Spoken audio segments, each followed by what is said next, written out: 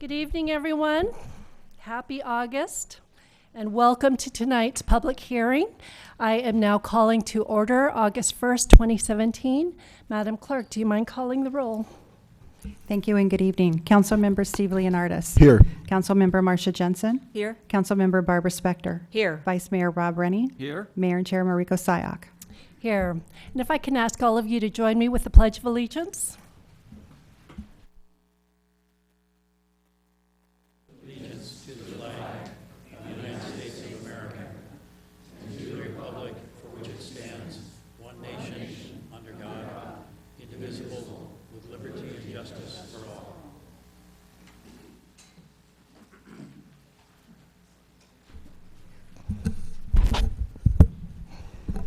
Okay. Our last regularly scheduled public hearing was June 20. And so since that time, if I could just ask council members to report on anything that the other council members need to know about if you were representing the town in any other business. Councilmember Leonardis. Thank you, Mayor Sayak. Since our last meeting, I attended the Santa Clara Valley Water District meeting on behalf of Councilmember Spector. I have nothing to report back. Councilmember Jensen.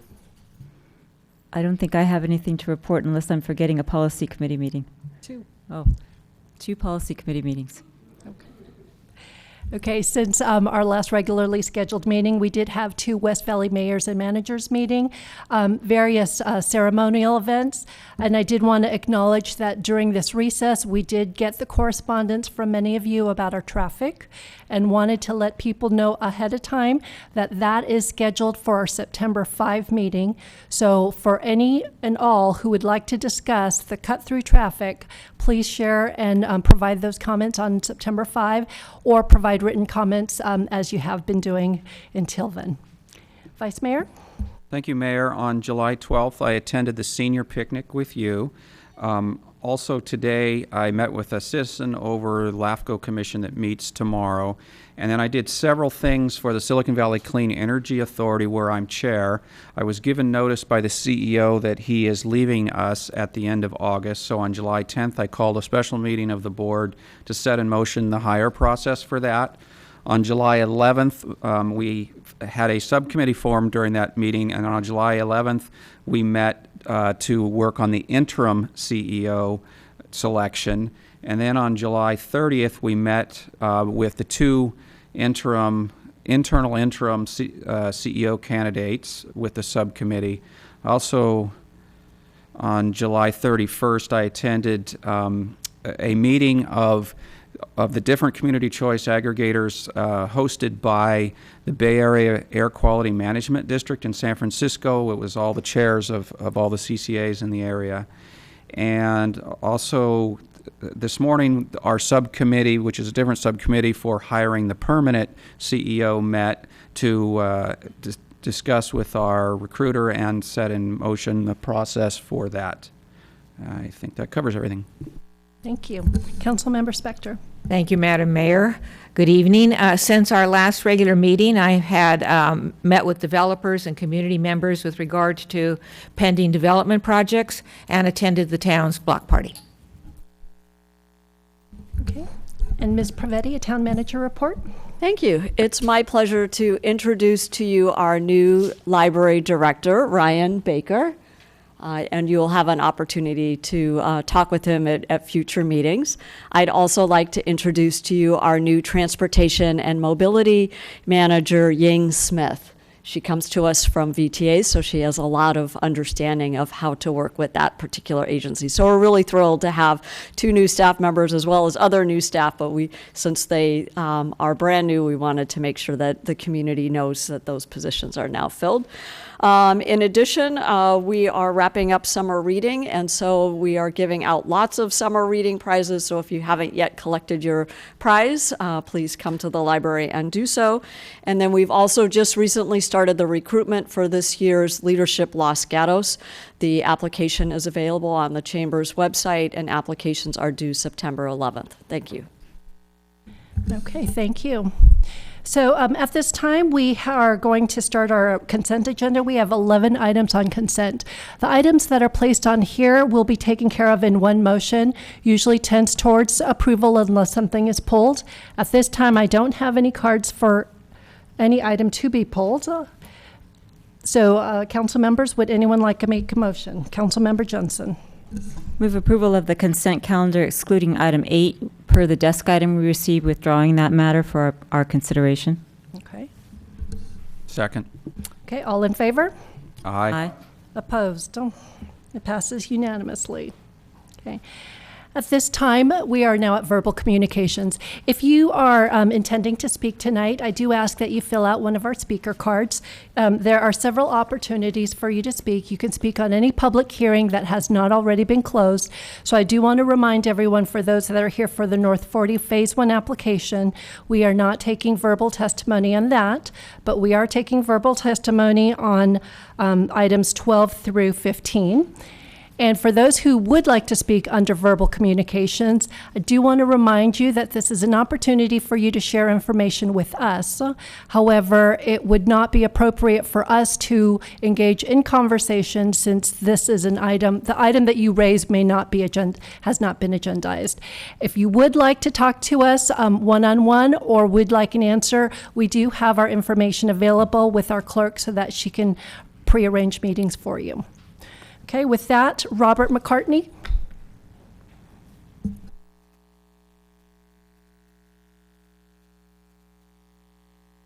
Good evening, and thank you for the opportunity to speak this evening. I'm sorry if I'm out of order, but I'm here to speak regarding the weekend traffic, which I believe is getting to the point that it's destroying the town. And therefore, as the council seems to have realized, you must act.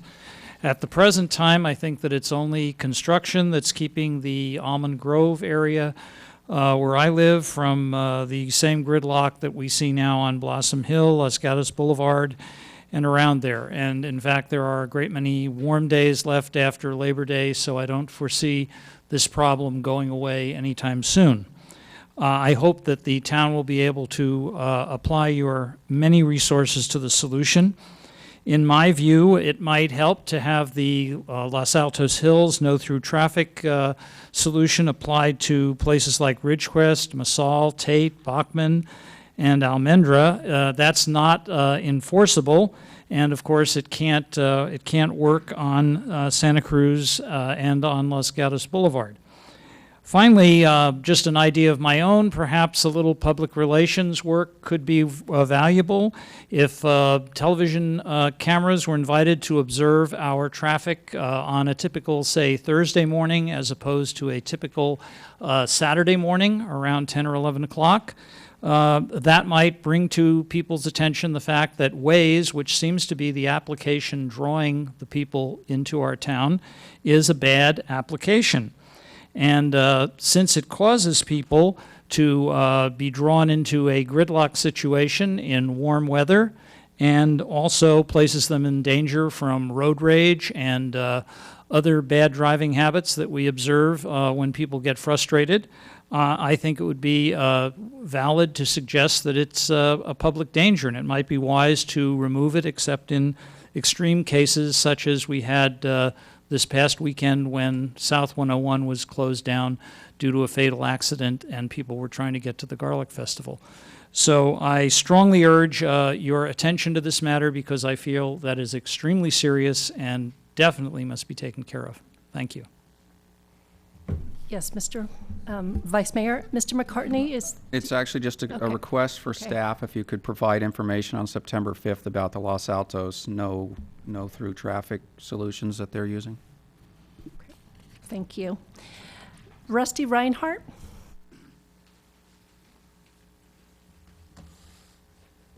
Good evening, Mayor, Town Council members, staff. My name is Rusty Reinhardt. I'm a member of the Los Gatos Kiwanis Club. We will be hosting the 2017 Fiesta de Arts and are excited about the change from the Civic Center to downtown. Terry Martin and I are co-chairs of the Fiesta. Our club has hosted the Fiesta as our major fundraiser for the last 21 years. Last year, we were approached by the town to move our event downtown. We were indeed encouraged by the possibilities that the move would have for our event and for the community. In January of this year, we signed an agreement with the town to stage the event on Santa Cruz Avenue and on the town plaza. As part of our reach out to the community, we have notified all businesses along Santa Cruz Avenue, including all restaurants. With the move downtown, we envisioned a food court on the town plaza, and we thought our reach out would bring some interest. Unfortunately, the interest was insufficient for that to be a viable option for us at the Fiesta. Faced with the likelihood of not having a designated area in the Fiesta for food, we reached out to Roaming Hunger 2 months ago and contracted with them for food trucks at the Fiesta. For the past 2 years, we have used Roaming Hunger at the Fiesta here at the Civic Center. The food trucks have been well received and enjoyed by our sponsors, attendees, and vendors. There has never been any health or safety issues. Last Thursday, 2 weeks ago, before our event, we received a special event permit, and within that permit was a prohibition against food trucks. You can imagine we were shocked and puzzled as to why this was inserted in the permit. We have had food trucks at the Fiesta, like I said, for the last 2 years with no complaints. I am not aware of any provision within the town code that prohibits food trucks in the town of Los Gatos. In fact, a quote, food provider, end of quote, by definition of the code includes mobile food vendors. With proper permits, food trucks are allowed under the code. Also, there is no prohibition in our agreement with the town that prohibits food trucks at our event. Because we serve alcohol at the event, we have been advised by the town police that we need to have sources of food at our event. We are in an untenable position of attempting to comply with the police department while at the same time being told that food trucks are not allowed. Denying us a designated source for food at the event seems to be arbitrary and unsupportable. It hurts our town and a 94-year-old institution in this town, the Los Gatos Kiwanis Club. Randy Chen is with the chamber here, as she's with me tonight, and she will confirm if that most all the restaurants in town do not have any objection to food trucks at our event. Okay, thank you, Mr. Reinhardt. Thank you, and any questions, I'm willing to Mr. answer. Leonardis, Councilmember Leonardis. Thank you, Mayor Sayak. This is a question for staff. Being that this, Hold on, any questions for Mr. Reinhardt? Okay, thank you, sir. Thank you. Go ahead. so Mr. Reinhardt mentioned that there was nothing in the town code that prohibits food trucks. Is that true? And if there is something in the town code that prohibits food trucks, why were food trucks allowed the last couple years? And why did the terms of their agreement change from when we initially signed them up until 2 weeks ago? Well, those are a lot of important questions, and this is verbal communication, so I don't want to get too much in the details, but we are working with the Kiwanis to resolve these issues. Food trucks are not permitted in our code. We do not have the regulations to allow them. The reason they were allowed at the lawn is because of the distance between the lawn area and Santa Cruz Avenue and Main Street, where many of our restaurants are located. With the new location on our major corridor with many restaurants, we were hopeful that the attendees at the festival would be able to enjoy our local businesses without having competition at the event. So this is one of the issues that our police chief is continuing to work through with Kiwanis, and we are hopeful for a amicable resolution. And Ms. Pravetti, if you could just, because it has not been agendized, if there's any further movement, if you could just keep the council with any details or changes. Of course. Thank you. Randy Chen.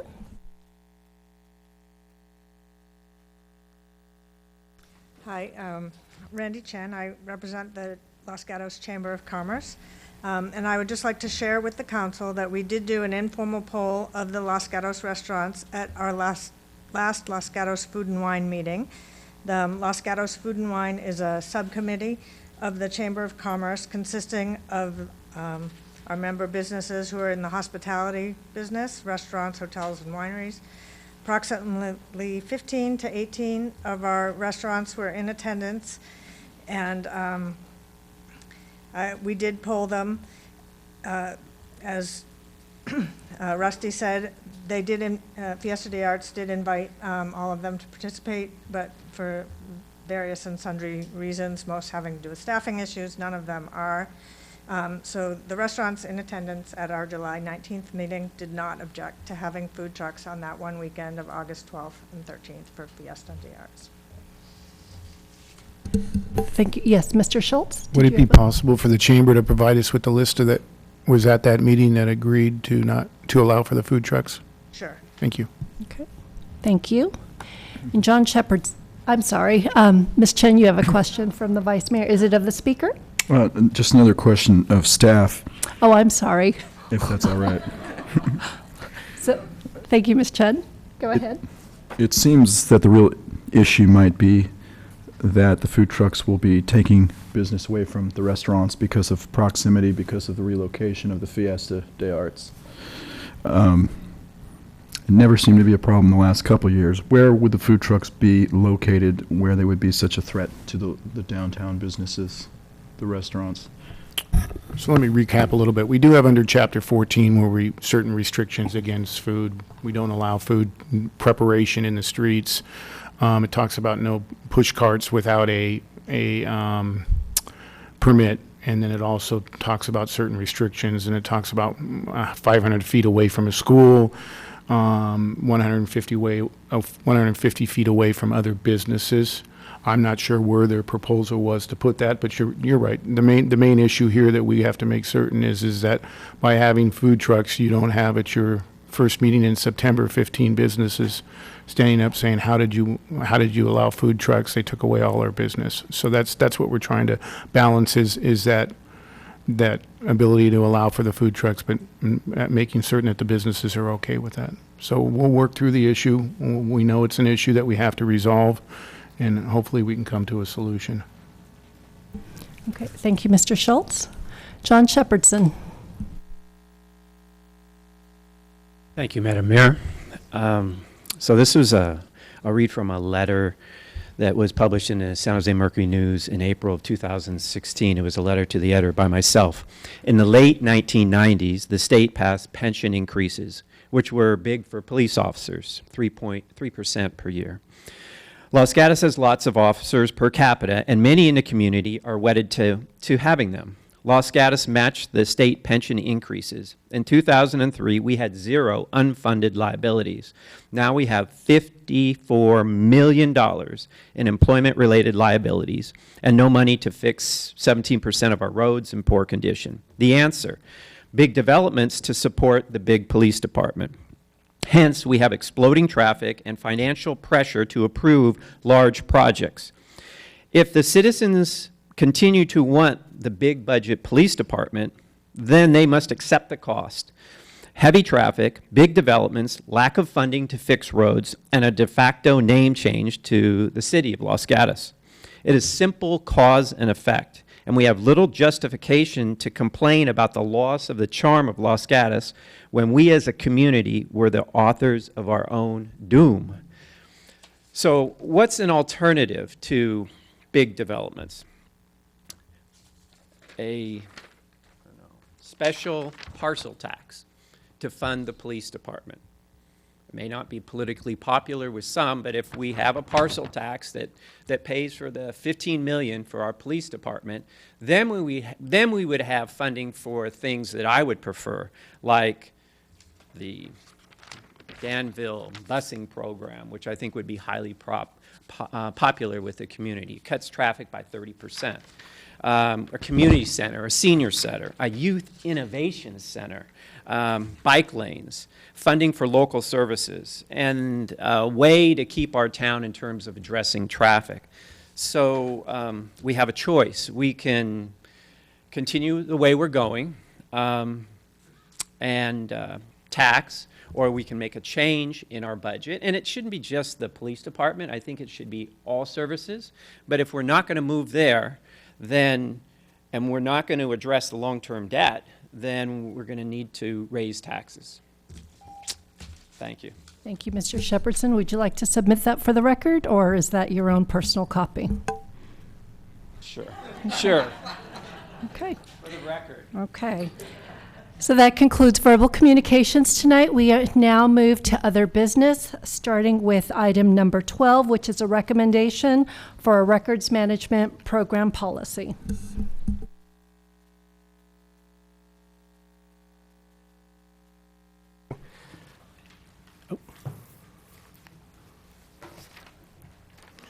The item before you tonight was heard at your policy committee and then was referred here tonight for your consideration.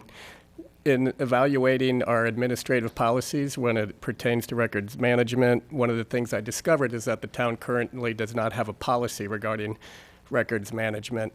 As staff, we feel it's a best practice to have a policy that explicitly states that the council's intent is for staff to have best practices when it pertains to records management. And in discussions with town council, we've also determined that it would be good to explicitly state that this council views electronic data as official records. We brought it before your policy committee, and as such, your policy committee approved staff's recommendation with some suggestions and some edits, and it is before you tonight. Thank you, Mr. Andrews. Any questions? Okay. Seeing no questions, this is an item that the public can weigh in on. I see no movement, so I will close testimony and look to the council if no questions, any comments, and ultimately a motion. Councilmember Johnson. Make a motion that we approve the draft records management program policy that's contained in our staff report and redlined. Second. Okay. All those in favor? Aye. Aye. Opposed? It passes unanimously. 5-0. Thank you. Thank you, Mr. Andrews. And so item 13. Thank you. We kept your policy committee busy this summer, and as such, the item before you is also a referral from your policy committee. At a prior council meeting, it was suggested that staff look into how the verbal communications portion of council meetings is conducted. One of the concerns is that with the amount of communication that occurs during that section of the agenda, it perhaps doesn't provide enough opportunities for other members of the community to speak during other parts of the agenda. So what staff brought before your policy committee was originally a suggestion to perhaps limit the amount of speakers. Their recommendation was instead to keep it to 30 minutes, which in essence would mean 10 speakers if each speaker used their 3-minute maximum. What staff and what the policy committee is attempting to do is to not curtail public speech, but rather figure out a way to have an equitable distribution of public speech during the entire agenda process. And so the item before you now is the recommendation from your policy committee to do exactly that, to curtail the initial verbal communication section to 30 minutes. And then if at the rest and the conclusion of the remaining agenda, if we still have members of the public who would like to speak to items that have not been agendized, that then we open up a second verbal communication section to give an opportunity for additional public comment. Thank you. Vice Mayor. Thank you, Mayor. So what discretion does the mayor have in this? Let's say there's 2 speakers left at 30 minutes. Can the mayor then say, I'm going to give another 5 minutes? Or can the mayor look at her cards and say, I'm going to change it to 2 minutes for everybody so I can fit it into 30 minutes? What discretion does the mayor have? Thank you for your question. The policy as it's currently written in other sections gives the mayor a lot of latitude in how the agenda can either be re-agendized, reformulated, or even use discretion to extend certain periods of the rest of the agenda. So the mayor currently does have quite a bit of latitude in the existing policy. Yes, Councilmember Spector. Thank you, Madam Mayor. Was there some meeting or event that caused staff to feel as though verbal communications was too extensive? Actually, this was a recommendation that came from council at the conclusion of one of the meetings. I can't remember the exact meeting. I believe it's notated in the memo, but I believe at the conclusion of that meeting, a council member directed staff to just look into it. One of the initial things we looked at, and our clerk provided information in the memo, was looking at if the verbal communications happens at a different portion of the meeting. What our clerk found was that most of our other municipalities have it currently in the agenda where it is, and so it appeared as if that was a peer best practice. And so then we started looking at equitable distribution during communication items throughout the whole agenda. As it's proposed now, if someone doesn't get to speak within the 30-minute allotment, when would they speak? So we would then move on to the rest of the agenda. At the conclusion of those items, if there are still cards or if there are members of the community that are present that would like to speak, then we would just open up another verbal communication section. At the end of the meeting? Correct. Thank you. Any other questions? Okay. Would anyone in the public like to weigh in on this matter? Seeing none, I look to the council for further questions, comments. Ms. Dorner, if you know the drill, fill out the card, and you have 3 minutes. Hello, Angelia Dorner, proud resident of the Almond Grove. I just wanted to make sure that some allowance is made for especially the elderly or disabled people who come to these meetings and expect to be able to leave after their verbal communications. Personally, I try to stay here for the whole thing as I don't like being rude and walking out, so I don't mind going at the end, but I do think that there should be some kind of a procedure where you ask people with special circumstances, children at home or whatnot, if they would be able to go first. And if no one objects to that, I think that would be a good idea. Thank you. Thank you. Okay. Okay, no other speakers moving forward? Ms. Smith?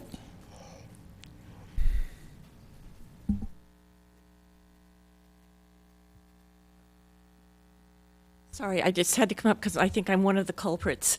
But I like that our council is so open to the democratic principle of you're all representing us and listening to us all by our emails and our verbal communications and everything else that you're doing. I appreciate it so much, and that's what makes the town great. And I realize that it can be long and hard and tedious to look, but some subjects require, before you start discussing them, it's really good to be able to know that we had the opportunity to communicate with our representatives. Thank you. Okay, seeing no other movement, I will close public testimony and look to council members for further questions. Councilmember Leonardis and then Councilmember Jensen. Sorry. Thank you, Mayor Sayoc. I'm inclined to leave the current policy in place. Public speakers are my favorite part of the meeting. I love hearing from the public. I would like it when there's 100 speakers on a topic. I like it when they come in at 7 o'clock and they can speak and then they can go home to their families at a reasonable hour. I think it would break up the flow of the meeting if we limit it to 10 speakers for 3 minutes each for 30 minutes and then we have other people have to wait at the end. I see all kinds of problems with that logistically. I think that well enough alone is well enough alone. If it takes longer to get through meetings, we're getting paid by the hour up here anyway. So I look forward to your voices, and I hope that we can keep it the way it was. Councilmember Jensen? As a member of the policy committee and the person that caused this to be referred, I can say that to Ms. Spector who asked, there were 2 consecutive meetings where we had large groups of people who were organized to come and speak at verbal communications, which took quite some time, such that the regularly scheduled agenda didn't start, I believe, on one occasion until about 9 or 9:30. That said, acknowledging Mr. Leonard's comments and that, yes, we want to hear everyone, we also want to hear those people that are scheduled to be on the agenda. And just as there might be someone who has kids at home for verbal communications, there might be somebody who has kids at home who's item number 3 who we don't get to. And on one of the meetings, we did actually continue the last item because we didn't have enough time to get to it. So the thought was that we have a regularly scheduled noticed agenda that people are coming to and are thinking that they're going to appear at a reasonable time and get their item continued or considered. If there is an hour and a half of verbal communications on any particular item or all kinds of items, then those regularly scheduled things take a back seat to that comment period. Comment period is fine, and the policy leaves in place absolute discretion to the chair. The chair could put the entire section in the middle, could put the entire section at the end, could put it at the beginning, could break it up, could limit speakers to 1 minute, 2 minutes, depending on how many there are. This policy doesn't change that discretion that's always existed and will always exist after. Really, from my thought as a policy committee member and why I scheduled it, is that I thought it was unfair when there was essentially an organized verbal communication that took a very long time, that those people who were there to have their item heard then got pushed back for something that wasn't on the agenda. And this was my attempt, just go to the policy committee and the staff and look what other people did. And frankly, the other people that put it, the cities that put it at 15 minutes put it at the beginning, some limited it to 15 minutes, some limited it to 10 minutes. So 30 minutes was more than what we saw in some other cities. But the idea was, as Mr. Andrews said, was to make it equitable so that those people that were scheduled to be heard could be heard. And just one point Yes, of Mr. clarification. The 30-minute period can entitle as many speakers who are willing to speak within 30 minutes. I just used an example of 10 if each one of those speakers used a maximum of 3 minutes. Great. Thank you for that clarification. Yes, Councilmember Spector. Thank you, Madam Mayor. I have to say that in all the years I've served on the council and on the Planning Commission before then, I have never experienced an instance when verbal communications went too long. I think if I think back on recent events, maybe a half hour, but even that is unusual. I would definitely not support having verbal communications cut off and then have the other people who haven't had the opportunity to talk have the privilege of sitting here in our chambers until the end of our meeting so they can say something to us. So I definitely don't support this concept that is coming forward before us. I think having verbal communications and having our public have the opportunity to speak on non-agendized items is extremely important. Any further comments? So, Councilmember Leonardis. I do appreciate the work that the policy committee has completed on this, and I understand that other municipalities may be using some of these things. But I think Los Gatos is a special place. I think we have a very engaged community, and I'm grateful for that.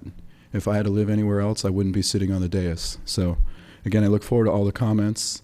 If somebody came in on one issue, or they had a couple friends and they wanted to speak, and then there's a couple other friends on another issue, they could easily use up 30 minutes, but there might be 10 different issues that night with 10 different small groups of speakers, and some of their voices may not be heard.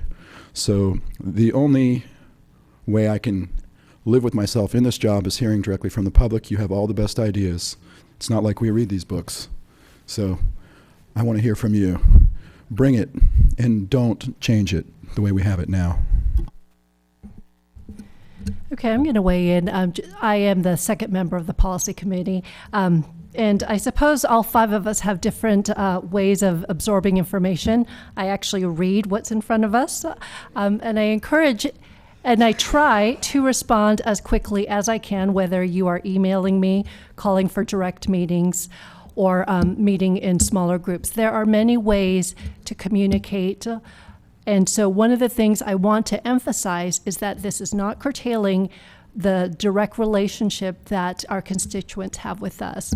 But again, looking at alternative means to make sure that all those who would like to speak and be in attendance have the means to do so. And yes, what has been informative is looking at what other cities are doing and what other cities are experiencing. And this is an idea that was brought forward. I can certainly hear the hesitation, but I want to emphasize that this is in no way any attempt to curtail that relationship that the council members have with their constituents. So, Vice Mayor. Thank you, Mayor. So I'm tending to support the idea because I think what it really does is give the mayor a little more tools to try to manage the meeting.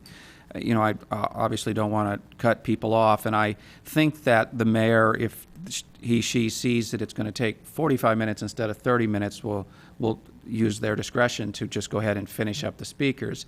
If you have a large contingent of people like we had that took 2 hours or whatever it took that time, it does give the mayor the tool to to try to manage it so it's fair to the people, as Ms. Jensen said, showed up for their item that was already on the agenda. If those people that had an item on the agenda now have to wait till 11:30, why can't the people that came, 20 people that came with something not on the agenda but very important to say, why can't they wait till 11:30? Why do the ones with their agenda item get second place? So I'm tending to support this idea. Would anyone care to venture for a motion?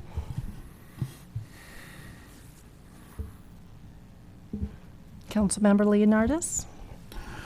Share some further comments than a motion. We are in the fortunate position where our meetings end at, I think, midnight. A lot of councils will go till 4 in the morning. So regardless of how many speakers come, we're going to listen to them all, potentially. It just depends on when you listen to them, when they're fresh in the evening or when you're asleep up here. In any event, I'm going to make a motion that we just keep it the same way it is. I appreciate the work that was done on this and the insight into it. Part of me agrees with what's been said, but in my, 7 years up here, almost, I never thought that this was a problem. It's happened a couple times where we've had consent items pulled, and those consent items went into extensive discussion and extensive public feedback. And it gets down to the point where you have these checks and balances. If something's trying to go through on a consent calendar and there's enough people in the public that want to speak about it, it should be pulled and they should have a right to speak about it. And that's where I'm having difficulty with this. If someone's item gets postponed or moved to the next meeting or whatnot, because of that, it doesn't happen too often, but there are times when we can kind of see the pace of the meeting and say, the mayor can see the pace of the meeting and say, well, it doesn't, we got 3 more items and it's 11:30, so, maybe we should reschedule a couple of these items at the end. And that has happened before as well. So again, I'm very weary to change anything. I appreciate our engaged community and all the participation that they have, and I'd like to leave it the way it is, and that's my motion. Vice Mayor?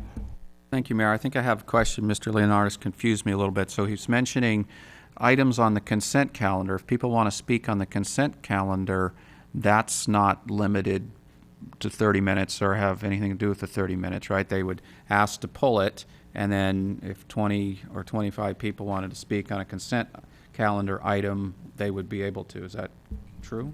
Correct. Mr. Andrews? Correct. The recommended revisions are strictly within the verbal communication section as redlined in your packet. Okay. Councilmember Leonardis? Just a clarification for the Vice Mayor. So the only time I can remember there ever being an issue is when we have a couple consent items pulled in one evening and we get a lot of speakers who spoke on those consent items. And therefore, it seems like there were a lot of verbal groups or a lot of verbal comments that were organized to speak on something that evening. I wasn't speaking in terms of an organized group that just shows up during public comments. I don't recall that ever being an issue that would exceed a 30-minute time frame. But I don't want to limit that either. Okay. Any further comments? Actually, do we have a second to the motion? Councilmember Spector. I am so sorry. I'm all discombobulated today. And it's not even 11:30. I will second the motion. I agree with Mr. Leonardis. And again, I have never experienced a problem with verbal communications, either as a council member or as a mayor. Okay. So we have a motion and a second. I'll call the question. All in favor? Aye. Opposed? No. No. Nay. So the motion does not pass. And I look to other council members for an alternate motion. Councilmember Johnson? I'll move that we approve the proposed policy that's contained in our staff reports for the reasons that have been stated, and emphasize that it is not designed to curtail comment. It's designed to be able to manage comment. As Mr. Rennie indicated, it's a tool for the chair of the meeting to use. And because it's a policy, the beauty of it is that it can be changed if it's not working properly. A second? Second? Okay. I'll call the question. All in favor? Aye. Aye. Opposed? No. Okay, this motion passes 3-2 with Councilmember Spector and Leonardis opposing. Thank you. We now move to item 14. Thank you. Item 14 is to authorize the town manager to enter into a revenue agreement with the County of Santa Clara for an amount of $17,000 for a senior transportation pilot program. We allocated the $17,000 in our budget for 17-18, and this is currently within the town manager's authority. The reason why we're bringing it forward as a council agenda item, however, is because of the unique nature of the pilot, and we wanted to give the full council an opportunity to weigh in before we committed the funds. As noted in the staff report, the county is the fiscal agent for the senior pilot. The pilot is essentially already started. They have entered into service agreements with 2 nonprofits to provide senior transportation services to the West Valley cities of Los Gatos, Montecito, Saratoga, Cupertino, and Campbell. And they are in the process of hiring the staff to be able to fulfill the pilot. As noted in your staff report, the pilot consists of curb-to-curb transportation services. Members of the community who are ambulatory over the age of 55 and meet certain other requirements would be able to call for a ride anywhere between 36 hours and 5 days prior to when the ride is needed, be able to schedule that, and be able to schedule their return. The fee structure is flexible based on the income of the resident. There are a lot of metrics in the service agreement with the 2 nonprofits available for your review. We expect to receive quarterly reports from the county regarding the progress of the pilot. And as noted in your staff report, the town has been very clear that we see this as an opportunity to prove the concept of curb-to-curb transportation services. If this is successful, then we would ask the VTA to pick up this service and not ask for additional money in the future from participating cities. The responsibility of providing transportation services rests with the Valley Transportation Authority. We are open to participating in the pilot for this 1 single year, and with that, staff is recommending that we do participate in the pilot and enter into the revenue agreement. And we are here to answer any additional questions. Thank you. Thank you, Ms. Pravetti. Any questions? Vice Mayor. It's maybe more of a statement than a question, but if Mrs. Pravetti would like, can respond if she'd like. You know, my first thought about this is reliability. If senior, you know, I know they've had trouble with some services before where if you've got an appointment you need to get to, can you rely on the service to show up so that you can get to your appointment and not have to order it 4 hours in advance because you don't know when it's really going to come? So as part of the evaluation, that's something to think about. Well, and I think that raises a really good point because there are different service standards in terms of how large of a window should a senior need to be expected to wait before their ride either arrives at their home or at the destination for the return trip. So those would be metrics that we would be looking at as well. Thank you. Councilmember Spector. Thank you, Madam Mayor. I do understand that there are issues we will have to address and monitor as this project goes forward. However, I also know from studies that have been done, input that we have received from the seniors of our community, that transportation is extremely important. So I am glad we are going forward with this, understanding that we do have to see how it works, just like you do with Uber and Lyft. But I am glad for it. And there was one sentence in the staff report that says, basically staff says, we're in no position to carry on funding for a future program. And the question there would be is, we don't know what funding we will have in the future or in what amount. And so I was curious as to why that statement was so defined. Well, I think we were fortunate for 17-18 in that we had a little bit of surplus within our budget. So when the county asked us to participate and pay our share based on senior population, we recognized that we would be able to afford it. As time moves forward, I guess I don't want to tie the hands of future councils or yourselves with respect to an ongoing obligation on a service that is typically not provided by municipalities. And just looking at our forecast, while our budget is looking healthy, we know that there may be a recession in the near future. So again, I'd rather be cautious than overly optimistic and setting an expectation that this is a long-term prospect for Los Gatos. Further questions? Would anyone in the public like to weigh in on this matter? It is a public hearing. Okay, seeing none, look to the council for any, yes, Councilmember Spector. Thank you, Madam Mayor. I move to authorize the town manager to enter into a revenue agreement with the County of Santa Clara in the amount of $17,000 for a senior transportation pilot program. Okay, would anyone like to second? Vice Mayor?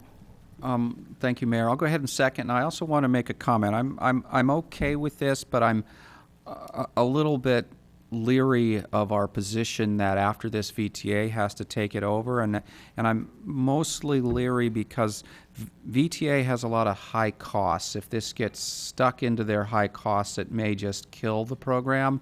And being an alternate to the VTA board, I can tell you their budget is in trouble. It's in real trouble. So it's not something they're easily going to pick up. I think that they are going to want to try to create some model where there's cooperations with the towns so that they can stay out of their high cost way of doing business. So I would hope we could stay more flexible with it. Any further comments? Just want to weigh in just to reemphasize that this is a pilot project, and when we entered into this, the cost sharing is between VTA, the county supervisors, as well as the 5 West Valley cities. And the purpose is to identify, is there a demand, is there a need? We've, several studies have shown that there is, and so let's look at the reality of, will this actually be a successful model? What we don't want, and what we've been trying to figure out is, how do we define success at the end of a year? And financially, is this something worth for our town to participate in? The next steps for this is for the services to begin its launch. We've asked them to connect with all our service providers in town, as well as our Community and Senior Services Commission. And our goal is, and it's probably a good problem to have if it's very successful and we find that this is a need and this is a service that many of our seniors in our community are actually using. But what I'm hopeful is that at the end of a pilot project, we'll actually have some information to make useful decisions about how to move forward without necessarily tying our hands financially or organizationally. Okay, with that, I'll call the question. All in favor? Aye. Aye. Opposed? Passes unanimously. Thank you. We now move to item 15, which is our weed abatement and assessment report. Good evening, Mayor and Council members. Lisa Peterson, Town Engineer. I'm here tonight to request that the Council consider the 2017 Weed Abatement Program Assessment Report from the County of Santa Clara Consumer Environmental Protection Agency and adopt a resolution confirming the report and authorizing collection of the assessment charges. So the town's annual weed abatement program is something that has been in place for many years. It's been put in place in order to help us prevent fires. It is run by the county weed abatement program, and they do go out and assess risk properties. And if they assess a property and they believe that the weeds need to be removed on that property, they do contact the property owner. Property owner has a period of time to remove those weeds themselves. If they do not remove the weeds, then the county's contractor comes out and removes the weeds, and they are assessed on the tax roll. And the reason we have this public hearing is in order to allow any property owners that are on that assessment to come up and express any concern they may have with the council regarding the assessment, and we do have a representative from the county here with us tonight. Thank you. That concludes my report. Okay, any questions? Seeing none, would anyone like to speak on this item? Seeing none, I look to council for a motion. Councilmember Jensen? I move that we Accept the report from the County of Santa Clara and adopt a resolution, which is attachment 2, confirming that report and authorizing collection of the charges. Second. Okay. All in favor? Aye. Opposed? Passes unanimously. Thank you. We now move to item 16, which is the North 40 Phase 1 application. Architecture site application S-13-090. Vesting tentative map application M-13-014. Just a reminder that this is a continuation from our last hearing that was on Monday.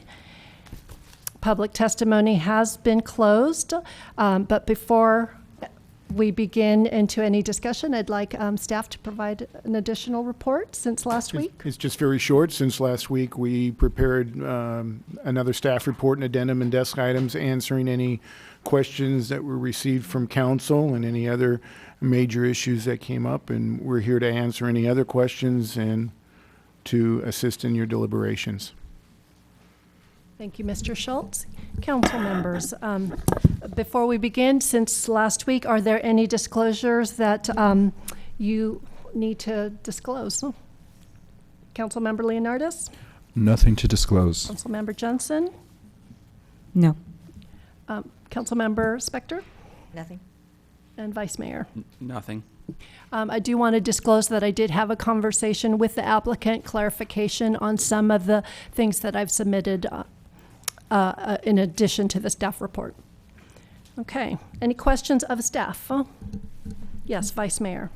Thank you, Mayor. This is a bit of a long-winded question, but it kind of, I think you need to hear my thought process to get to the question. So we've had a lot of people suggest that there's health and safety issues because of it being close to the highway. And, we've had a couple reports and letters, and I've read through them, and, we even had a couple references to a New England Journal of Medicine report that, I guess the person that referenced it tried to tie it to highways, but it actually only talks about different levels. I think what it really does is it talks about what is the level of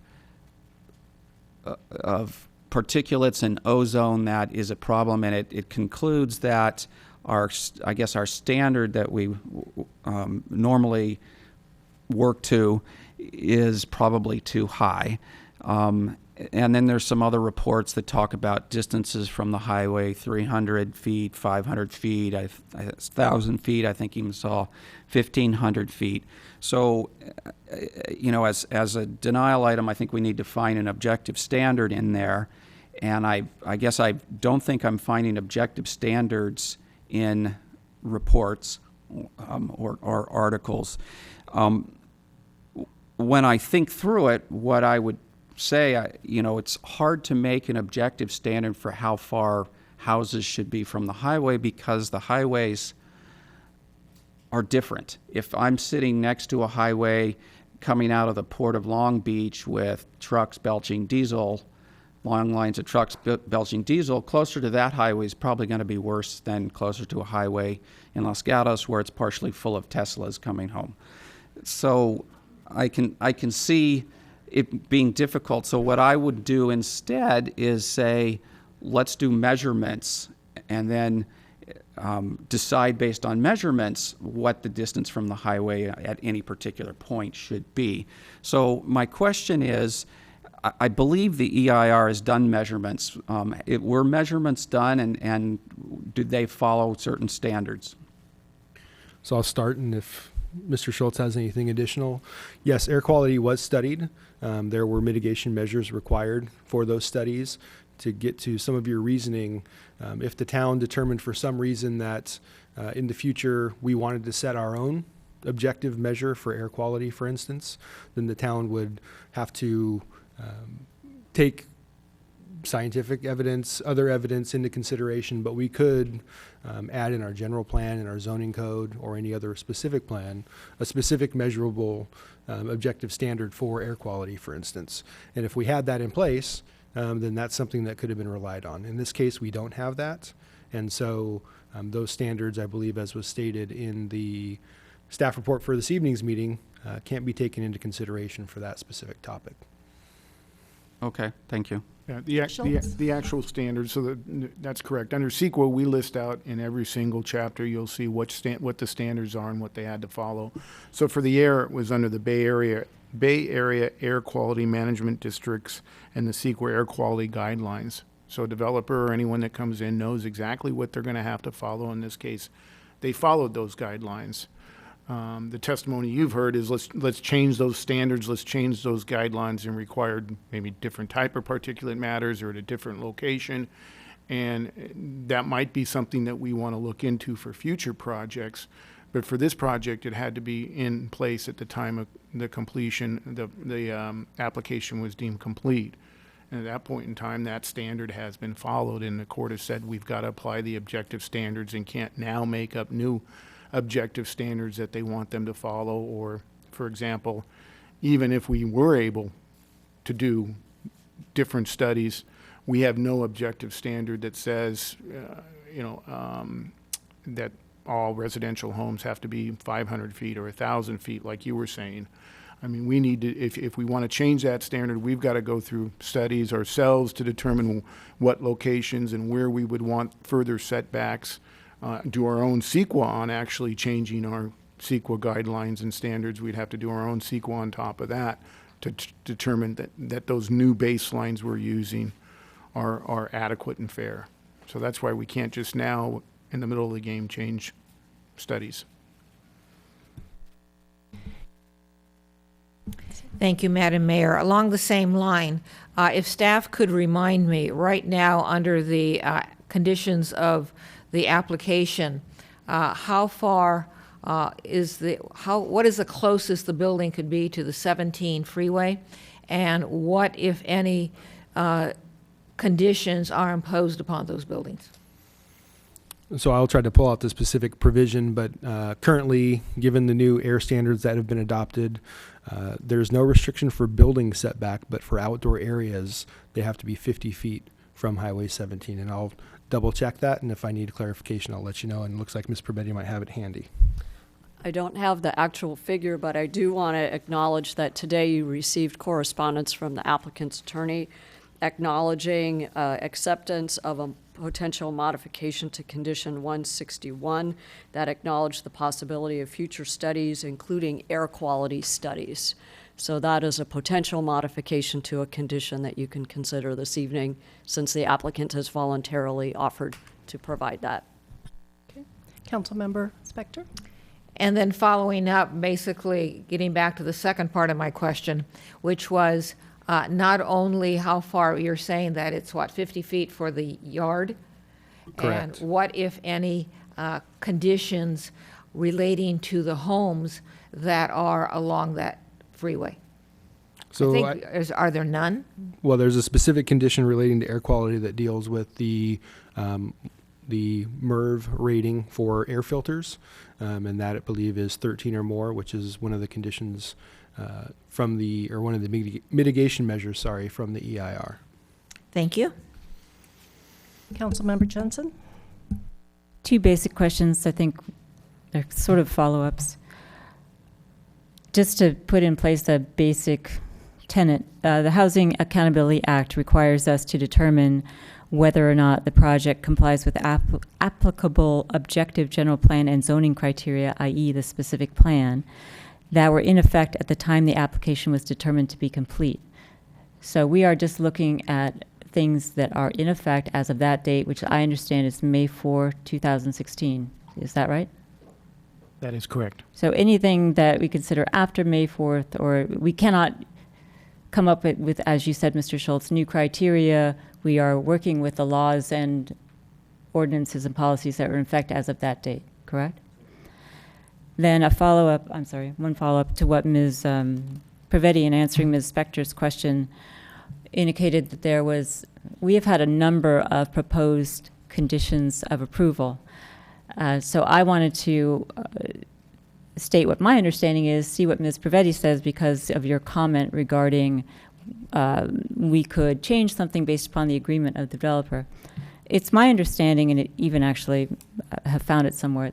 Well, number one, This is not an application for a conditional use permit. This is an application for a development under a zoning scheme. So we are not looking at it as we would a restaurant, or do I need to have food with my wine or whatever. It's not a conditional use permit that I'm just attaching conditions on as I wish, correct?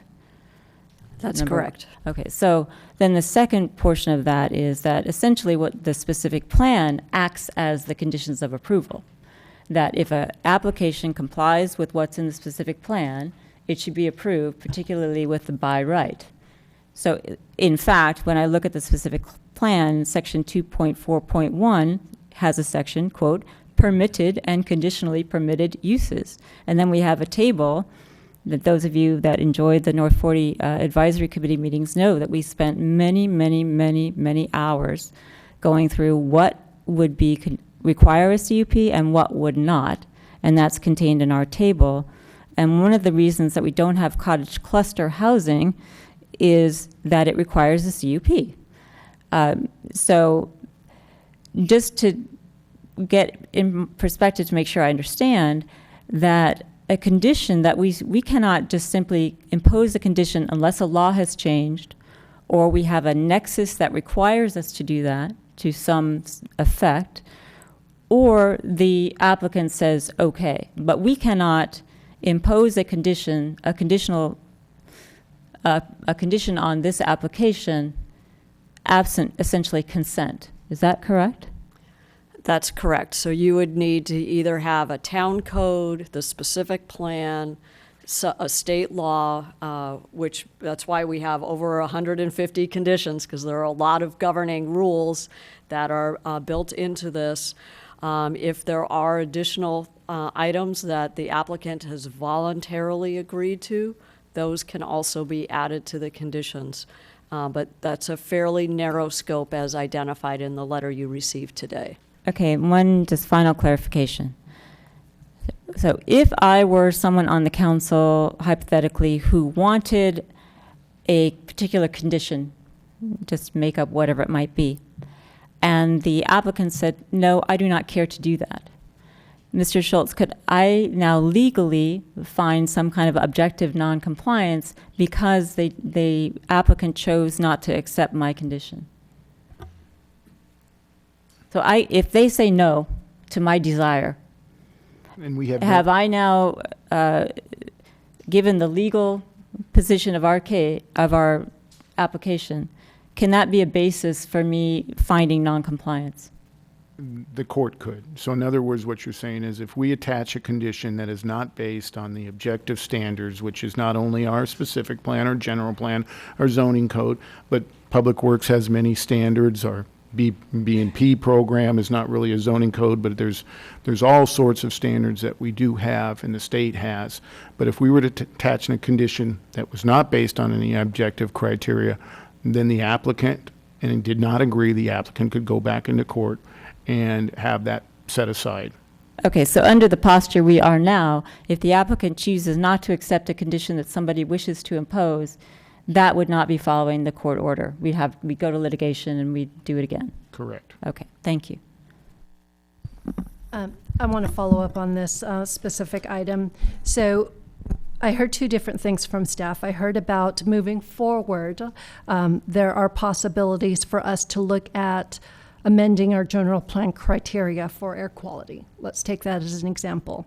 Now, right now in the current application with this EIR, I believe for the residential adjacent to the freeway, the EIR mitigation measures at a MERV 13. And is that correct? Correct. And so that, by all scientific Bay Area Air Quality Management District regulations, meets their human health criteria. What happens, and I believe that those windows also have to, they can't open, the ones that are facing the freeway. There's certain mitigation measures. How are those enforceable 5 years from now, 2 years from now, so that those air filters remain in place and those windows remain shut? Well, I'm still waiting for the EIR mitigation measures to download, which is taking some time. Okay. But generally, that's something that, the town or an applicant, these homes are going to be sold. That's not something that we go out and check. If someone filed a complaint, then we would go out and inspect that and check that out. But ultimately, it's the homeowner's responsibility to decide and, frankly, make a choice. Because I don't recall the inoperable. There are some circumstances where they say the windows have to be inoperable. I don't believe that's the case here, and the basis for requiring the MERV rating of 13 or higher is so that you can keep your windows closed and still have clean air inside. And so we'll go through those, but that's not something the town would typically monitor on an ongoing basis. We would make sure that they're installed once the construction's complete, pursuant to all the mitigation measures, and then going forward, it'd be the ultimate homeowner's responsibility. And are those, okay, understanding that part, that our part is to make sure that as it's built, those are there. Are you aware, are those part of HOA conditions? What I'm concerned about is how do we ensure that those people that are living in those homes have the air quality that they think they have, and that the air filtration is actually working to their benefit? Like, are you aware of HOA requirements, making sure that those filters are checked? Well, they wouldn't be HOA, they'd be individual homeowners. So the HOA only monitors the common space. The individual homeowner would have to monitor their own filter. They'd have access to their own filter, and they could change it as frequently as they like. There may be, and I frankly don't know, some disclosure requirements from a real estate transaction perspective that would get incorporated. And then I'm not sure what other requirements from the CC&Rs there are as it relates to that. And I'm not sure if Mr. Schultz has any additional input on that. The CC&Rs will be reviewed by my office at some point in time, but we're not even at that stage yet. Certainly during that process, if that's a concern to council, I can look at ways and mechanisms that are in the CC&Rs and what's disclosed about the freeways or about the requirements of the original development. But as Joel said, there's no ability for the town to continually monitor whether a homeowner or even force a homeowner to do it. And certainly the original developer is not held responsible once the homes are sold and it's all new ownership. Okay. But there might be language, and like Joel said, there might be some real estate disclosures under state law that I'm not even aware of that might need to be made because of the freeways. Okay, thank you. Councilmember Spector? Thank you, Madam Mayor. This is probably a question for Mr. Schultz, but whoever can answer it. I'm a little confused. What I'm looking at is the judges granting the writ of mandamus, and in that he quotes from the Housing Accountability Act 65589.5J, and that ordinance, that law, does state that you need objective criteria to disapprove an application or to lower the density of an application. But I see nothing in that law that references conditions that would not necessarily disapprove or lower the density.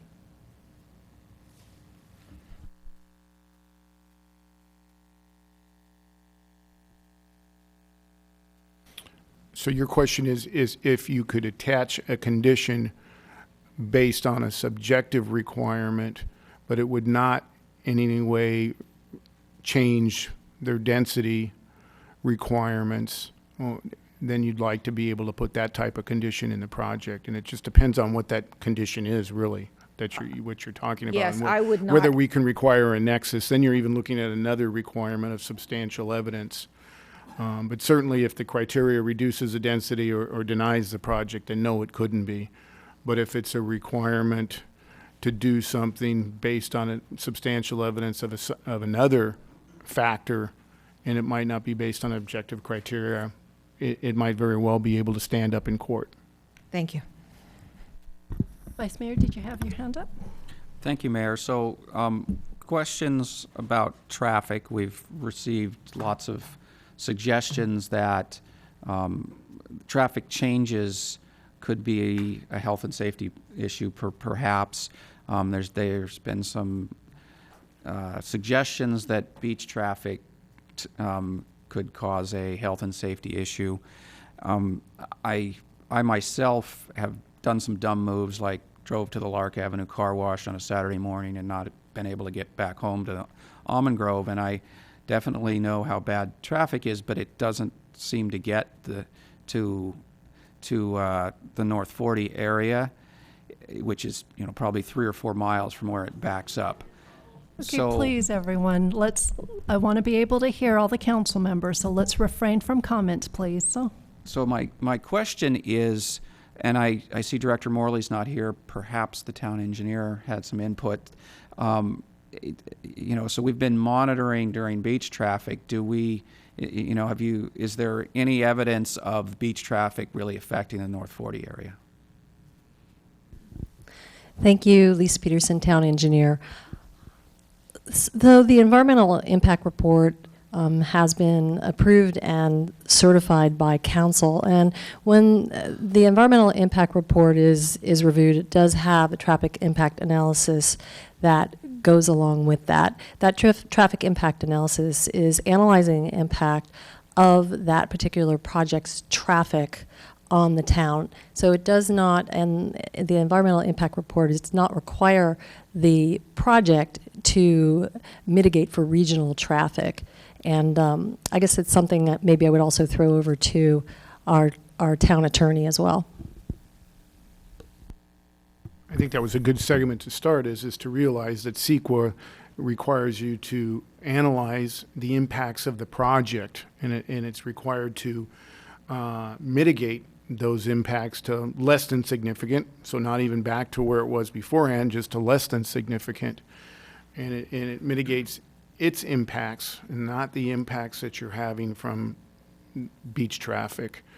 And more importantly than that is that, as she mentioned, is we had an EIR, we certified that EIR, and it followed, that EIR followed, again, we go back to what our standards are, and our standards are set forth with the VTA and tell them when to do their studies, and their studies is done during the peak times, during morning traffic, and after, and at night traffic on when work's coming home, and then during the days. It doesn't say you have to do studies on the weekends. Again, it's like your quality. If that's an issue council wants to study, is that weekends should be placed into it to establish that baseline. The council could, but you can't change it now and state that you want weekend studies for this project.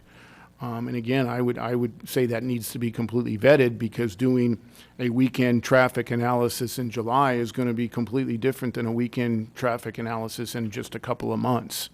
And so it would be very difficult to come up with a standard that says the applicant has to do a study on when there's 3 accidents on the 17 and there's complete chaos on Los Gatos Boulevard. That's not going to be a standard that's going to hold up in court. I know of no towns and cities right now that do traffic analysis in their CEQA based on weekends, because it usually is much, much lower. And again, we would be talking, the summer months is if you take both Saturday and Sunday for the summer months, it's 30 days, out of the 52 weeks, out of the 365 days. So it's difficult to try to base a baseline on that. That doesn't mean we can't do it and look into that, because it's a major concern, as you've heard, and what we'll be taking up in a month. But it's not something that you can now apply to this project, because it's not a standard that we currently have in place. Councilmember Jensen? I wanted to follow up on Ms. Spector's question, because I think the answer, Mr. Schultz, that you gave, it confused me. I'm not sure. So if I look at the judge's ruling and I look at the quote from the Housing Accountability Act, there's 3 steps. The first step is that the project complies with applicable objective general plan and zoning standards in place at the time. Okay, that's number 1. So if this council were to find objective compliance, then conditions are discretionary with the applicant, correct? Because the only way I'm going to get to a condition which Ms. Spector was talking about, well, what if we decide we want a condition? Is if there's substantial evidence in the record that there's a specific adverse impact upon the public health or safety, that is defined as significant, quantifiable, direct, and unavoidable impact based on objective, identified, written public health or safety standards, policies, or conditions as they existed on the date the application was deemed complete, i.e. May 4, 2016. So the only time I'm going to get to a condition, if the way I read this, is if I find a specific adverse impact. And that only comes if I find it objectively in compliance with the specific plan. Am I reading, as my interpretation of that, agree with yours? If you find it in compliance and I with want to all- deny it, If you find in compliance with all your objective standards, but you still want to deny it, you have to make that findings under the health and safety. and that's where I get a condition, but I don't get them in paragraph 1 because the judge goes on to say in page 3 of the decision, under the HAA and housing element law, discretionary determinations of subjective factors in the general plan or specific plan cannot be the basis for disapproval of a project. Right, and I don't So think that's a condition, correct? And hers was disapproval of the project, Okay. findings disapproval. If it's a condition of approval that Then is it's not still up to the denying, applicant. that is not denying the project and doesn't deny him the ability to do his units, he's going to have to go in and say that's not feasible. They have basically, in effect, denied my application. So I was looking at the example of the bollards that came up in a certain place.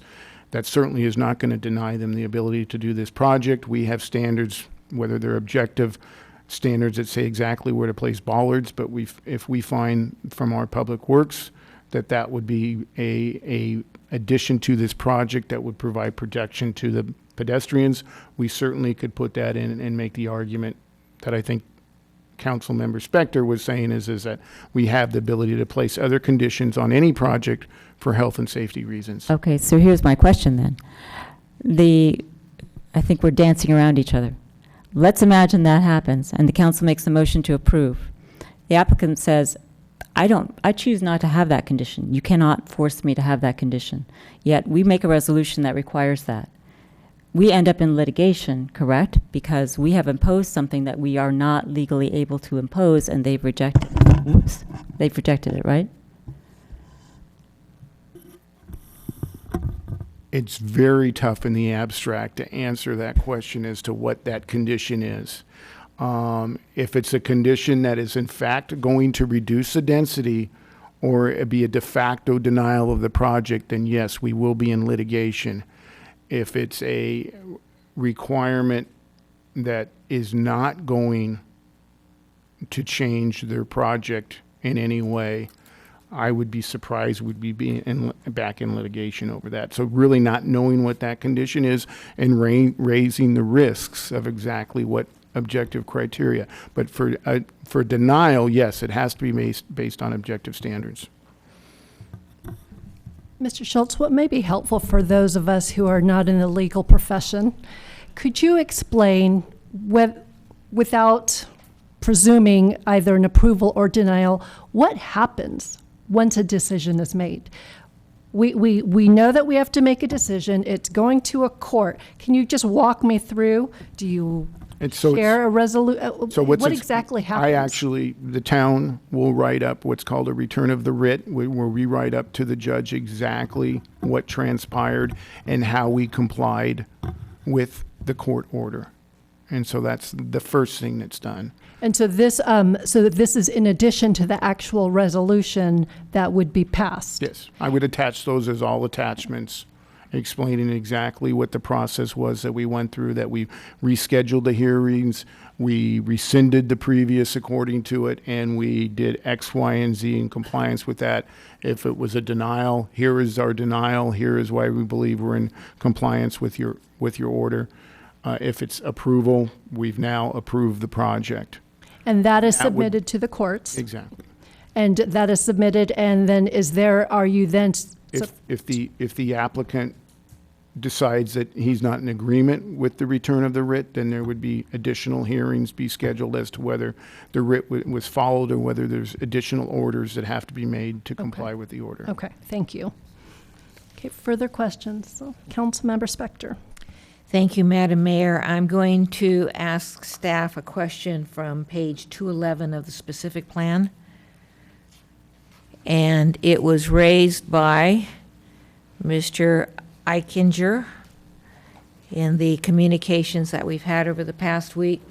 And this has to do with the amount or the percentage of low or very low income housing that the specific plan speaks to.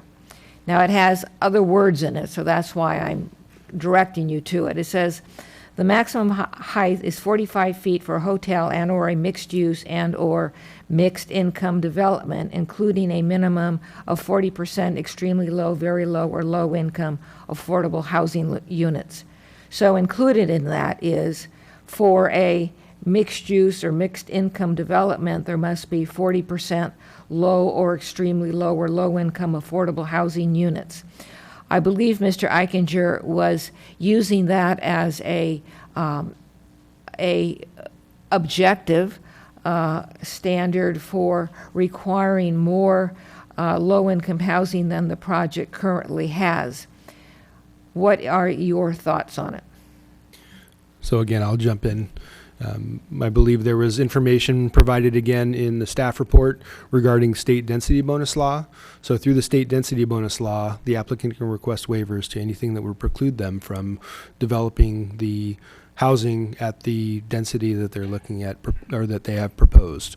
And so elsewhere in the specific plan, there is language regarding the minimum affordable requirement of 20%, which they exceed. Through the state density bonus law, to be able to request those waivers, they only need to meet a minimum 11% threshold because they're in the extremely low and very low category that they're proposing. So this specific provision actually is not something that could be used to deny the project. Well, I'm going to put aside denial, conditioning, approval. I guess I listened to you and I didn't understand why this provision wouldn't apply to the application. This provision, given the state density bonus law, allows them to request a waiver for any restriction. So they don't have to hit this 40% threshold. They're only required to hit an 11% threshold because they've requested a density bonus pursuant to state density bonus law. And if Mr. Schultz or Ms. Perbetti have any additional clarification. Another way to think of it is that state law trumps our specific plan. So it's a higher order of law, and since the applicant requested a state density bonus and a waiver, then those are the rules that we're playing under. Thank you.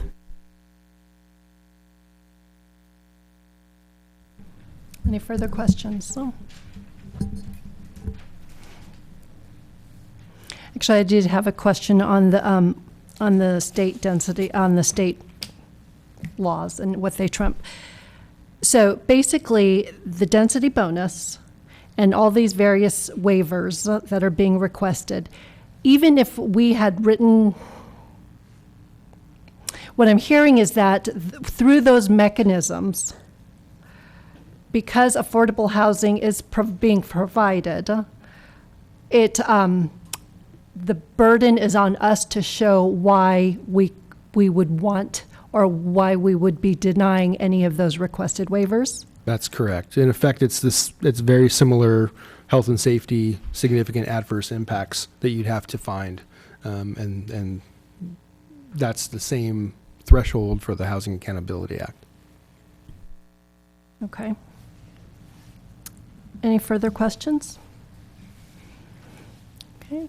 Seeing no questions, would anyone like to share comments? Vice Mayor. I'm going to go ahead and share some comments that are some things that were bothering me. I read everything that is sent to us and think about everything that's said.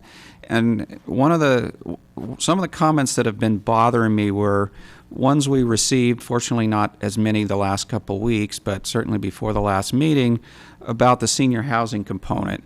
And more than once I've been up at 3 o'clock in the morning kind of stressing over them. And for me, the best way to to kind of go back to sleep as I sit down and I write down all my thoughts. So I figured I would share some of these thoughts that I had at 3 in the morning.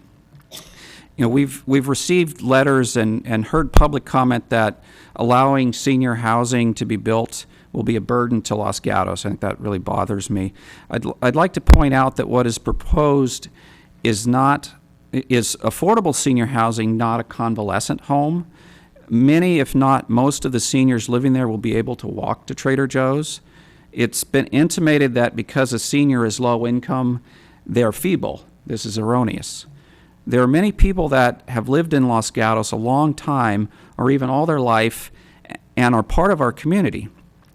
They are part of what makes Los Gatos, yet they may not be rich, or in some cases they may not be well off at all. Los Gatos is becoming more and more expensive, forcing out valuable community members. I know a senior who lived in Los Gatos a long time. Her son even went to Los Gatos High. She has volunteered at NUMU for years, and in the past also volunteered, and I can't remember which, or maybe it was all of them, at the cancer store, the Butter Paddle, the Happy Dragon, or maybe it was all of them, as I said. When I met her and her husband, they lived on Harding in kind of a raggedy house that did not rent for too much. When her landlord raised the rent too much, she found a beat-up small house on University north of 9. After living for years, her landlord sold to someone who would bulldoze and build a new house. She moved a short distance into San Jose, but continued her living and volunteering in Los Gatos. The cost of living has now pushed her out again, and she's moved to Stockton. I feel a great sense of loss to our community because she's forced to move away. She's approximately 70, still vibrant, and as I said, can walk from the North 40 to Trader Joe's. She does have a car, and it runs most of the time. I think this is the perfect kind of candidate for Eden Housing. This is the people our community, and I'm told these are the people in our community that I'm told are going to be a burden on Los Gatos. For me to say seniors are a burden to Los Gatos and we cannot afford them is wrong. In Los Gatos, I want to be part of. Seniors will always be welcome, supported, appreciated for their accomplishments and contributions during their life. I will always be supportive of using some of Los Gatos' resources to take care of seniors, and will always reject the ideas that seniors are a burden on Los Gatos. Thank you, Vice Mayor. Any further comments? Councilmember Spector? Thank you. This is not a motion, but the issue has been raised by many community members about a moratorium and on the going forward, a moratorium on the use of the specific plan other than for this application here. I have touched base with Mr. Schultz on this, and he said that either the mayor could agendize it or 2 members of the council, and that we could agendize it for August 15th. I'm assuming that's our next council meeting. And so I'm going to be one of those council members that ask the town to agendize a moratorium on more specific plan projects until we revisit the specific plan. Thank you, Council Member. I'll make a couple comments to that effect, and I want to make sure I compartmentalize the various applications and phases that we have. Thank you for that. As of recently, we have an emergency moratorium on the August 15 agenda. What I need to make clear, though, is that is for moving forward with future phases. That's on August 15. Today's August 1st. We need to focus on the application that's before us. But what I want to emphasize is that, as we've said for many times, the North 40 specific plan is 40 acres. And what's before us is an application on the 20. And our constituents, as well as the council members, have learned a significant amount of of laws and information and how we best use that moving forward, I think is something that we can utilize, but I want to make sure that we focus on the application that's before us today. Okay. Any further comments? Councilmember Jensen. Okay, I'm just going to jump in and make a motion to get us started. Actually, I'd like to bifurcate it into two, if I might. One is with respect to attachment 10, which is the motion to rescind the previous resolution. I would move to do that before we go forward, and that the basis for that motion is we've been ordered by a court to do it.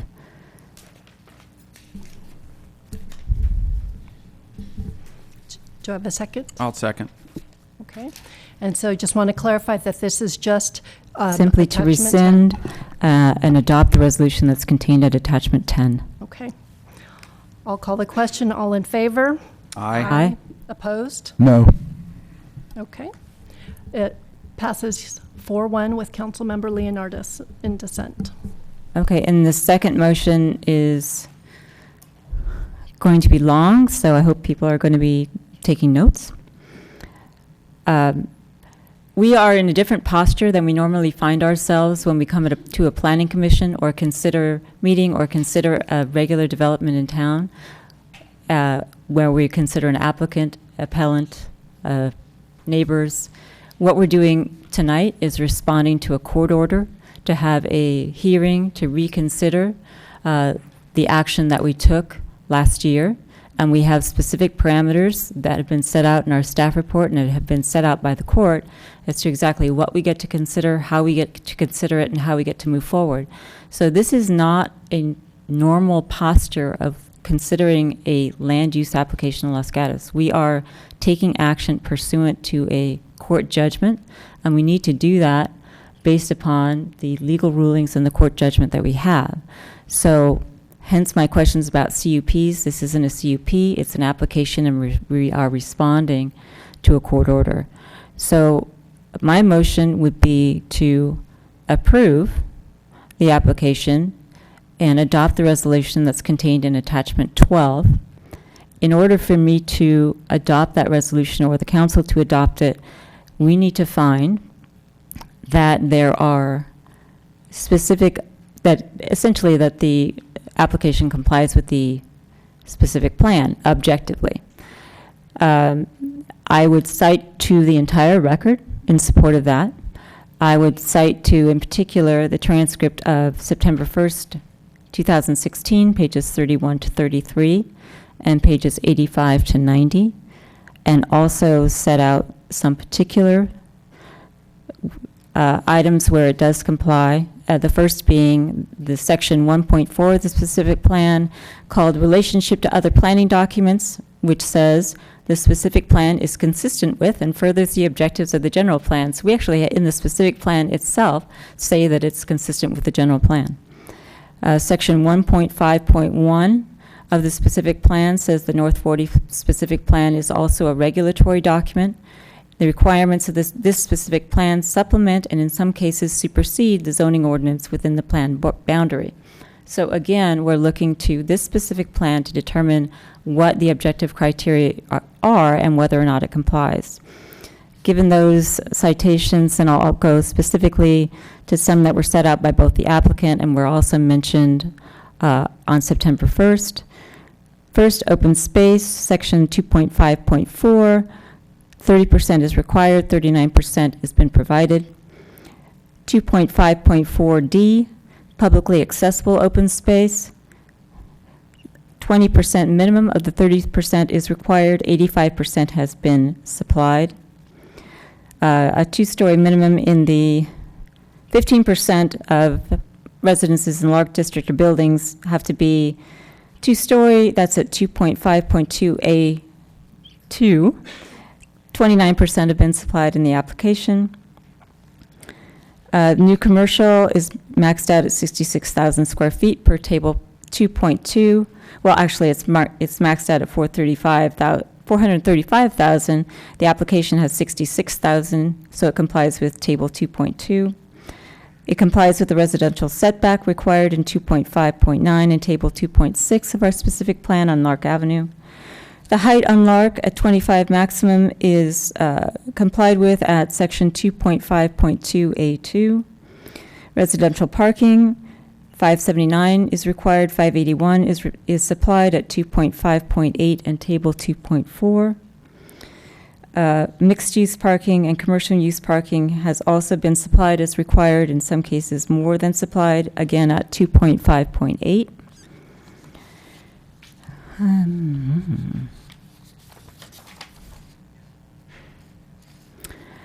There are other aspects that were cited in September that the project comply with bicycle planning at section specific plan 4.1C5. It does, and it includes all mitigation measures that are required in the EIR, including the air quality. And I looked it up on my EIR, and that's at AQ5 and AQ6 for the air quality. With respect to the traffic, we have those things in place as of, I hope you'll remind me of the date, but the council did certify the EIR last year with additional traffic studies. And so we are limited to what was in place at that time, and that those EIR traffic studies have been completed. And that is what we need to consider when we look at this.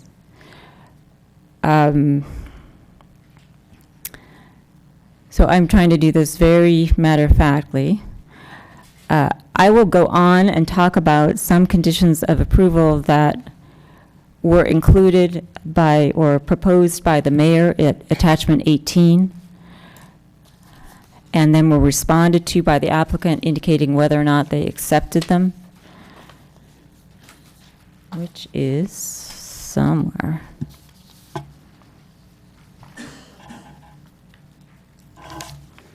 Excuse me, I made an entire chart.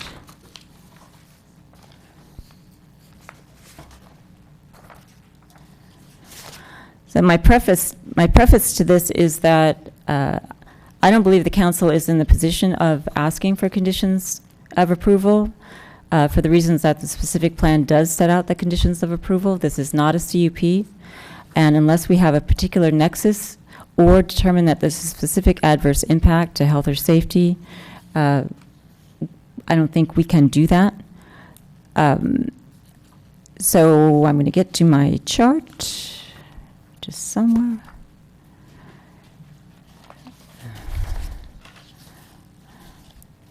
Bear with me.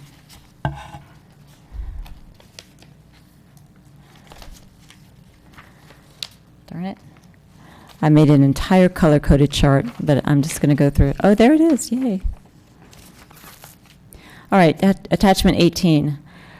It was suggested that, well, I'm not going to start with the non-controversial. Condition 3, it was suggested that there be no fencing around publicly accessible open space. I would include that in my motion. Number 10, no additional bedrooms beyond those that are called out, and the applicant indicated that they wished that it would be optional bedroom and regular bedroom as indicated in the plan.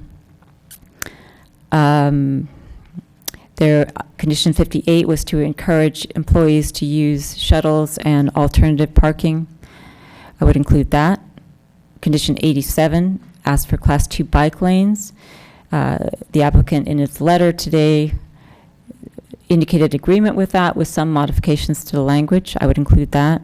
So I'm including Mr. Faber's letter. 103, condition 103 also went to no fencing for publicly accessible open space. 107 and 108 were grammatical corrections, and these were agreed to by the developer. 115 was basically a transportation demand management plan for both residential and commercial. I would include that. 138, landscape approval. I would include that.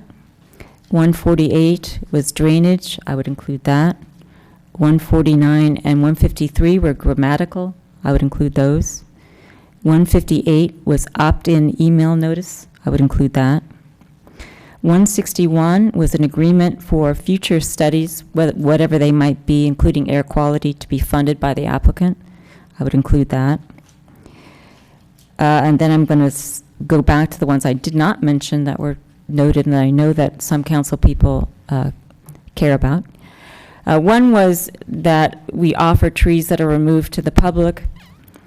I'd include that. It's fine. I don't think that there's a nexus. However, the applicant has agreed to it as long as there's a plan in place, so it's not chaotic. So if there's a plan in place, I would include that. What were the other ones? There were two that were suggested that I would not include, and I'll give my pitch why. The first is 104, that the sound wall be reviewed by the Arts and Culture Commission. I am not including that, even though the applicant indicated that it was okay. I think that we've put everything in place over many years of discussion as to how this should be done, and with the landscape approval and requirements for air quality, et cetera, we don't want to mix apples and oranges in my mind with having an Arts Commission look at what's going to be a practical sound and air quality barrier. The other thing that I'm going to make pitch for now, condition number 2, and this is a really good example of the difference in my mind between subjective and objective. Condition number 2 asks to change the architecture to attachment 13. The applicant is okay with that. So subjectively, I don't care for that new architecture. I like the fact that this was proposing something modern and different and innovative. We got something from Planning Commissioner Hudis that indicated an objective reason to reject this plan was that the architecture looked like generic cookie cutters that could be anywhere. And so with all due respect to that opinion, I would say that the proposal for the changed architecture looks like a generic cookie cutter that we could see anywhere. And that this is our opportunity to do something new, different, innovative, and so that we don't have everything be Mediterranean or a craftsman. There was a time when I was on the Planning Commission where you could not build a Spanish-style house because no one wanted stucco. Then we got everything craftsman, including Artisan Wine Depot. So I think that there's a point where you say to yourself that we can allow for innovation, we can allow for something that looks a little bit different, and we can try it out. Let the market decide. Subjectively, somebody may hate it, but it's not an objective opinion. You may hate my dress, you may hate what I'm saying, that's your opinion, but it's not a fact. So a measurable fact, objective is a measurable fact. And with respect to the architecture, and I'll listen on this one, we had testimony from I think his name was Paul Thatch at one of the hearings as to why the architecture that was selected matched the agricultural history of the site, because it had batten board siding, it had metal things that looked like barn, and we don't get that with the change. So that's my speech about the architecture, but I could be persuaded. But as I say, it's completely subjective. It's also included in the vesting tentative map 2 suggested by the mayor. And with respect to the other suggestions on the vesting tentative map number 7, the mayor had suggested a monthly tree report. The applicant indicates quarterly. I think quarterly makes sense. Tree health is hard to measure from month to month, especially if it's a deciduous tree or it's a drought or it's raining or it's not. Second one is vesting tentative map 22F. Again, it's no fencing of publicly accessible open space. I would include that. So I believe that that's what I would include with my motion, and hopefully, Ms. Pravetti, you have that down. And Mr. Schultz, if I've missed some legal obligation, I'd appreciate if you would let me know. The only thing I would offer is I didn't hear any comments on condition 7. Condition 7. The BMP was the occupation of the BMP before anything else. That's I'm not including that because I don't think that that was something that was in place at the time, and I'm not sure that we have a nexus to require that, and that the applicant is not agreeing to it. So I would not want to put us in the position of jeopardizing, or put us in the position of additional litigation to insist on that. I would keep it the way we had it, is why I'm not including that. There was something else. Oh, the judge's decision, just so I make sure I get it in. He did find that the previous findings in the resolution just rescinded, which were 1A, C, and 1E, with respect to the vesting tentative map, while subjective, were supported by substantial evidence. And also he did conclude, in albeit a footnote, that though the town did not make findings that the application objectively complied, there was a footnote that indicated he found that there was substantial evidence that it in fact did comply had the town made such a finding. So I'd include that as part of my support as well. And that's my motion. No, I'll just real quick, Mr. Schultz? because earlier we had the esoteric situation between Councilmember Spector and yourself about the conditions of approval and the objective criteria for if you're going to deny or reduce the density. And condition 2 is a very good example of that.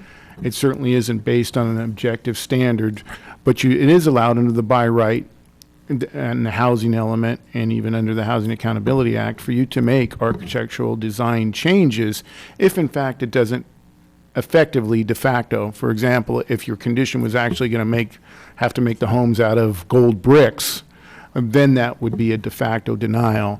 But a change of this nature, if it's agreeable by majority of the council, that is not a situation in where in my belief, that they'd be able to argue that you have not complied with the Housing Accountability Act because, number one, you haven't denied it, number two, you haven't reduced the density, and the changes don't make it infeasible to do. Thank you for that clarification. I was trying to include in the conditions ones that the applicant had agreed to in some form, or that I thought that we could make an argument for. The fact that I didn't include number 2, as I said, was completely subjective on my part, that I actually prefer the original architecture. But I'm willing to consider questions, indications for additions, whatever, if there's a second to the motion. Vice Mayor? Thank you, Mayor. So I would like to ask for a couple changes, additions, whatever you want to call them, before I would second. And so let's start with number 2, condition number 2 we just talked about. And I'm perfectly happy to let all of the architecture stuff go. I've originally a year ago was trying to find ways that I thought to make this blend into Los Gatos better, and over the course of a year, I've heard no support at all for my ideas. Thank you to the applicant for making a drawing of them, but I'm not going to force something where I don't feel any support. This is supposed to be for the community, not for me. So I would request that you do include number 2, but have E and G only, which are the thing I think most important. E is a modification to the interior plans that the applicant agreed to for the garden clusters, so that you will have first floor only flats. There would be 10 of those. That would be, the idea would be they would be senior friendly, so we would end up with 10 market rate senior friendly first floor only kind of flats. And the other one was trying to preserve, currently if you go out to the North 40, you can look west towards Saratoga and still see views of the hills. So that the other one was the applicant had volunteered to plant buckhorn or some other tree instead of the 65-foot trees that would block it out. So the idea would be at the end of the streets that run west, you would have a shorter tree that would hopefully allow you to still have views of the hills. So I would request those 2 items.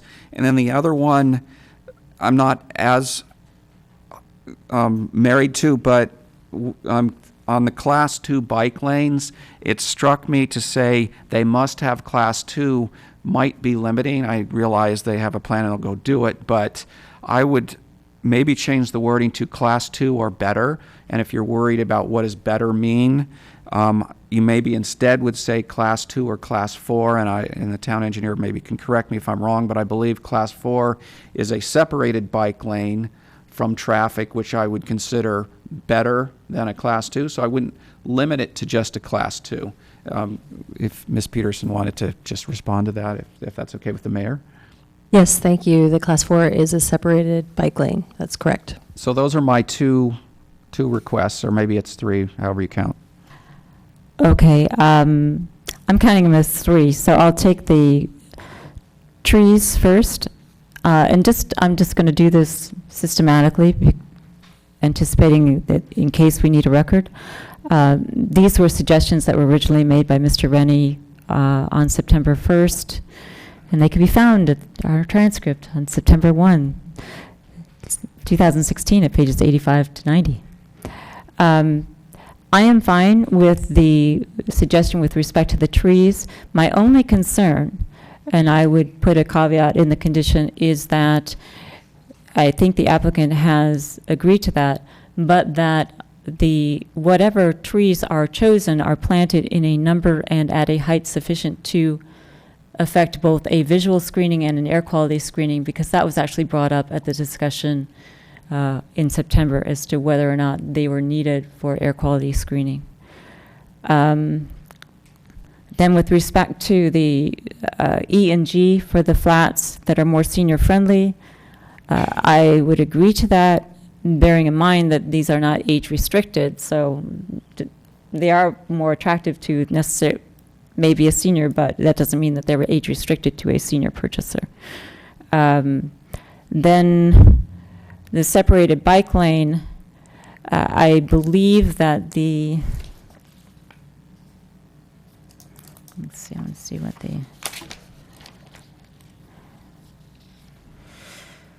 blah, blah, blah, blah. So what Mr. Faber said on page 2, paragraph 8 of his letter with respect to condition 87 was that there be a rewording that is clear in not requiring a Class 2 bike lane on the project frontage where there will be a multimodal path. So the language should read Lark Avenue bike lanes, a 10-foot multi-use trail, etc. Mr. Rennie, is that language okay with you, or do you want to include Class 2 or better?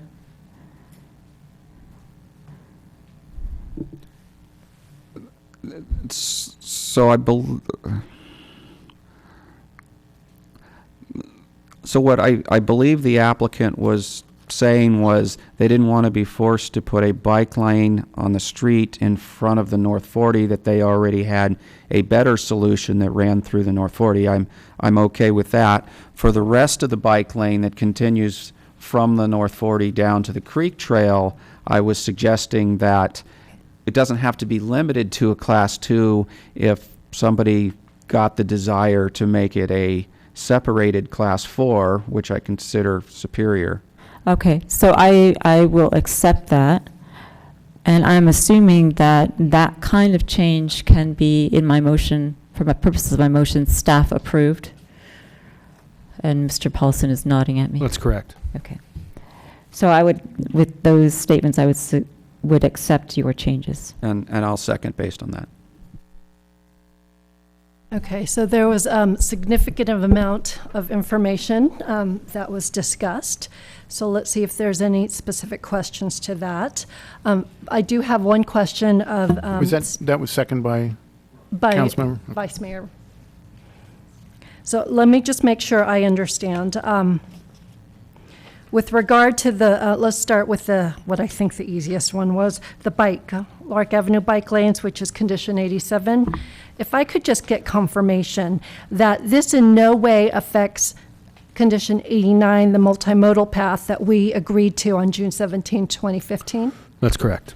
Okay, so what was just being discussed is what runs outside of the frontage of what's the North 40, correct? That's correct. It'll be, the multimodal path will connect into a basically class 2 or better bike lane heading west towards the Los Gatos Creek Trail. Okay, okay. Okay, and then I'm going to make two quick comments to the motion. Thank you for working from the conditions of approval that I had forwarded. The reason why I shared this was I wanted to synthesize the comments that I had received to see how we can utilize the tools available to us to better the project legally and within the parameters in front of us.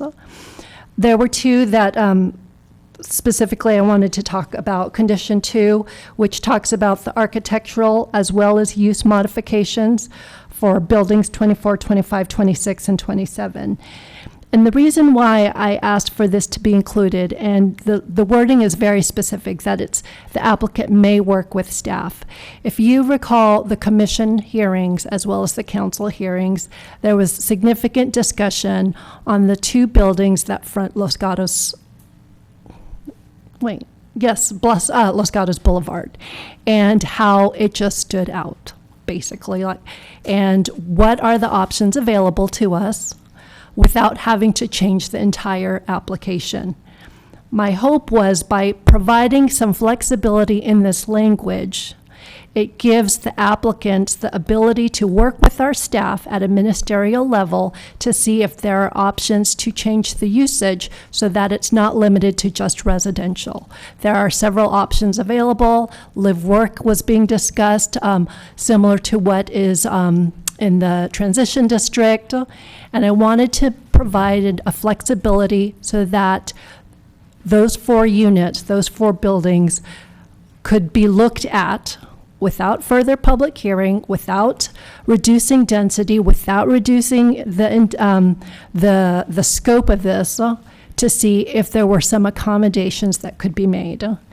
And then the other proposed condition that I had put was with regard to the BMP and the timing of it. And I understand that I was going for the gold by insisting that basically that the BMP units had to be occupied before any market rate units. So, as I stated when this was first before us, we had planned for more affordable units on this site. Now, I understand the court decision said that that was a subjective statement based on our housing element.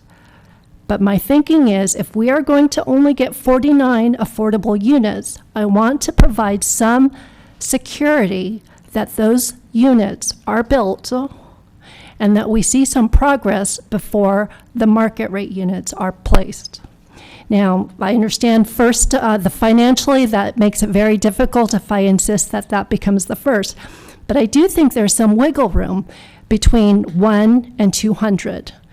And I want some reassurance tonight that the 49 units that are going to be affordable are actually going to be built and occupied before we start seeing the market rate units. And so I'm willing to entertain language that provides that flexibility, but at this point, I feel very strongly that I need some reassurance first. Thank you, Mayor. I guess I would like to maybe ask some questions of staff along those lines. I hadn't even thought that the developer would build all their other houses and then not build the affordable and leave us stuck there. So the question for staff is, what kind of legal ramifications, if that were to happen, or what's going to keep that from happening, separate from any language that the mayor would like to add? So the original language was that prior to occupancy of the 200th market rate unit, that the affordable units be available. So there'd still be 70 units of market rate that may be under construction or may be done, but they couldn't be occupied until the affordable housing was able and ready to be occupied. And so I think the mayor, as she stated, was looking to get those as early on in the process. Staff's concern is obviously that the affordable housing is a component of the parking structure, the commercial piece. We don't have a specific phasing plan. We were comfortable with the 200th unit. Is there wiggle room? I would look to Rob. I'm sure there is some wiggle room. What that number is, I don't know. There may also be a separate opportunity with trying to make sure, obviously, the commercial, that whole structure is going to be built as one, the commercial, the parking structure, and the affordable housing above. So Ms. Perbetti, I believe, may have some additional info. You know, I think it's admirable that, you know, we want to make sure that the affordable housing is delivered as quickly as we can. I think the affordable housing is so integral to this project because it's the affordable that is providing for the density bonus and for a lot of other elements of the project. So I think in order for this application to move forward, the developer is essentially already committed to complete the affordable housing, whether it's the 200th unit or sometime sooner. You know, that will be up to their financial capability, but they can't walk away from the affordable housing. I think we would have some other tools to use if we find suddenly they're walking away and we've provided the density bonus, we've done all these other things. So if we get to that point,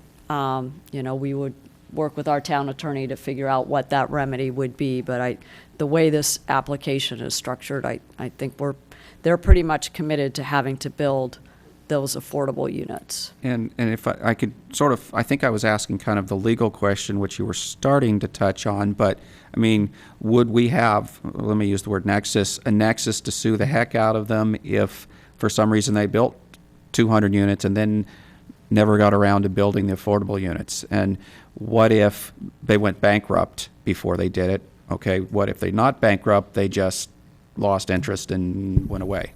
What?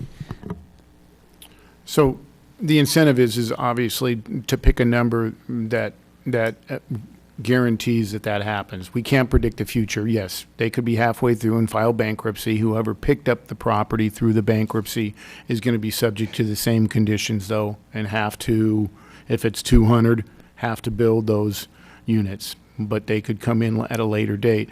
One of the figures to look at is the density bonus in the 87 units for the density bonus and back that number out, because that's what they're being granted by doing these affordable housing. So if they don't do the affordable housing, those units certainly could be. So there's a nexus between the number you pick and then when that requirement is. And I haven't done the math there to figure that out. If you're following me, that might be a different number than the 200. I think it's right around that number, but Joel might have it. That was kind of my thinking.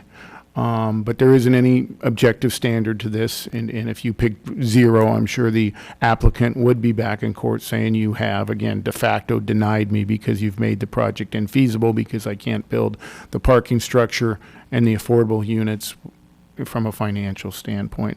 So what that number is no, I don't know it. The staff felt 200 was good. I think we have to have a justifiable reason for the number that you do pick, though. So I see Mr. Paulson doing, I think you were doing some calculations. Do you know if you were to take hold on to the 87? So the density bonus is actually 83. Okay. So of the 270 market rates total, that would get you back to 187. So not much less than the 200, but that would be a little bit lower than the 200. So 187. Okay. Councilmember Jensen? To follow up as the person who made the motion, and talking about the difference between 187 and 200, and looking at Mr. Faber's letter of August 1st, in addressing this, it makes a statement that changing that number would make the entire project financially infeasible, quote unquote. And one of the key legal phrases, again, going to legalities, for the state density bonus law is if you do something that makes the project not feasible, then the applicant is able to either ask for concessions, changes, etc. But if we were to add a condition, which I've said earlier that I don't think we necessarily have the ability to do, and especially one where the applicant has come forward and said, you would now make my project not feasible, I think we run a substantial risk of further litigation. Any further comments from council members? Councilmember Spector. Thank you, Madam Mayor. Put this in at least for me, a little bit of context, the motion. What we're looking at, which was in our packet, is an attachment 12, which was a resolution for approval. Then Exhibit 12A, which was the findings supporting that, and then Exhibit B, which are the conditions of approval. I had issues with each of those documents, and just to quickly go through it, on the approval, it references the Subdivision Map Act and also the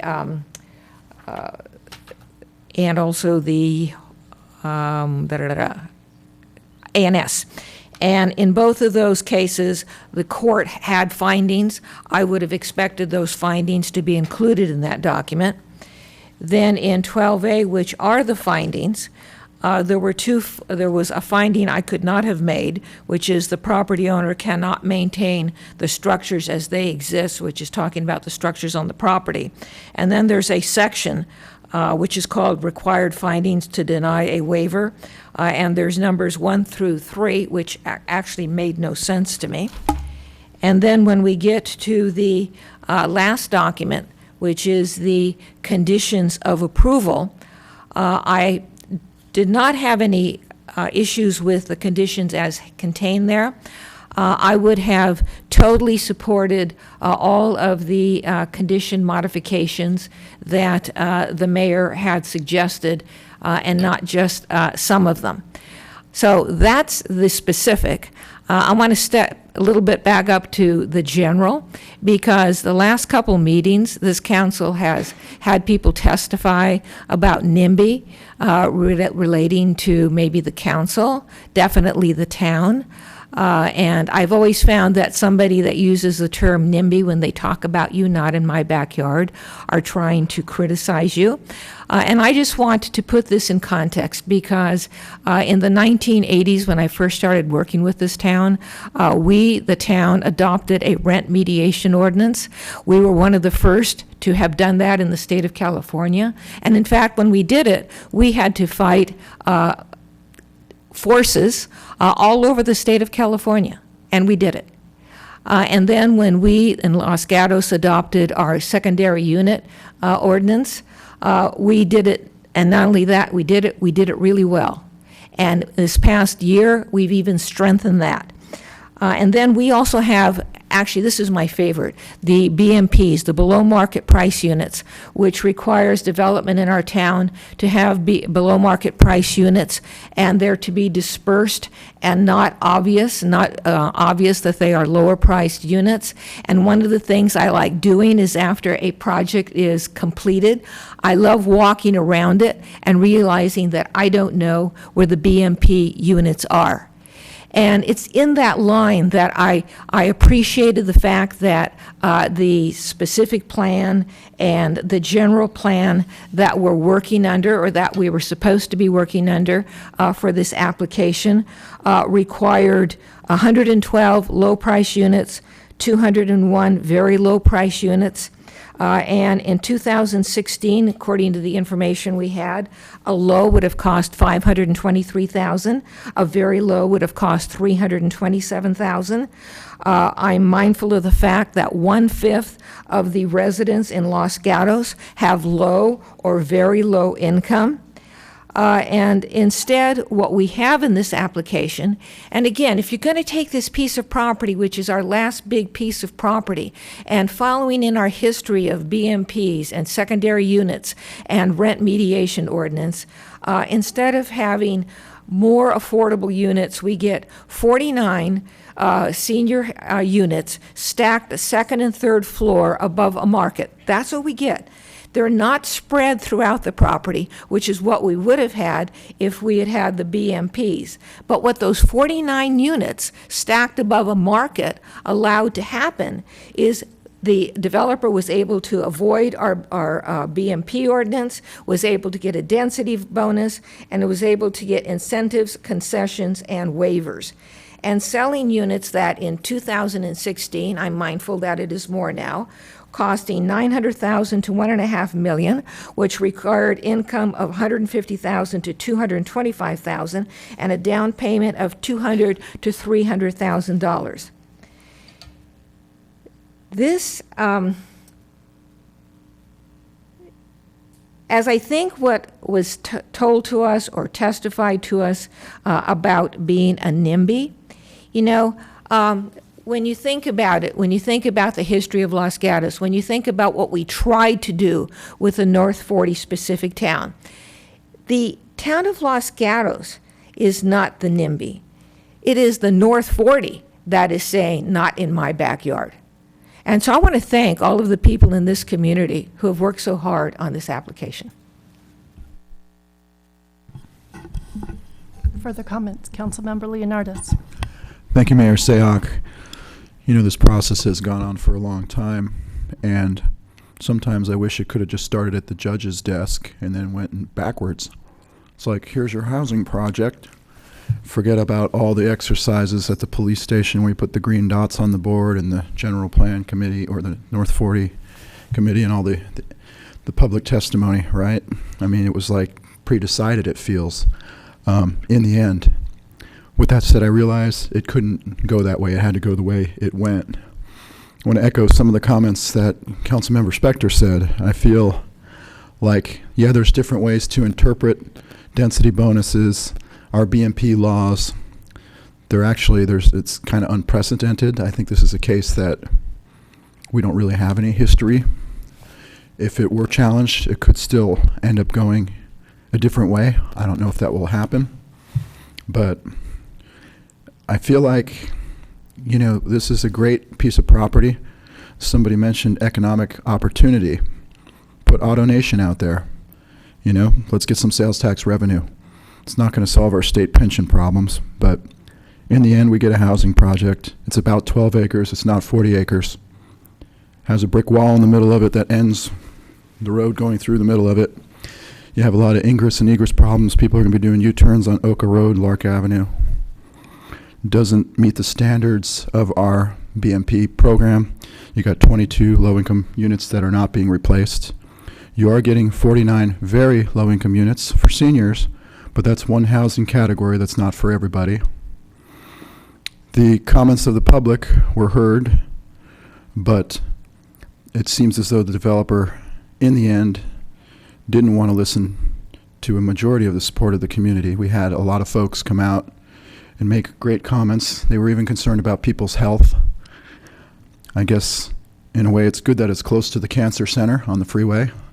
Like I said, maybe it would be great for AutoNation to be out there. We'll see who moves in and spends $2 million per unit for the market rate housing out there. I'm sure they'll all go quickly. To me, it seems inadequate to put the senior housing above the market hall. I think that I understand why it's being done, because it's free airspace, it's a free footprint, and that was again used to get more market rate housing on the school district side, the Los Gatos School District side, which is the most expensive side of the development.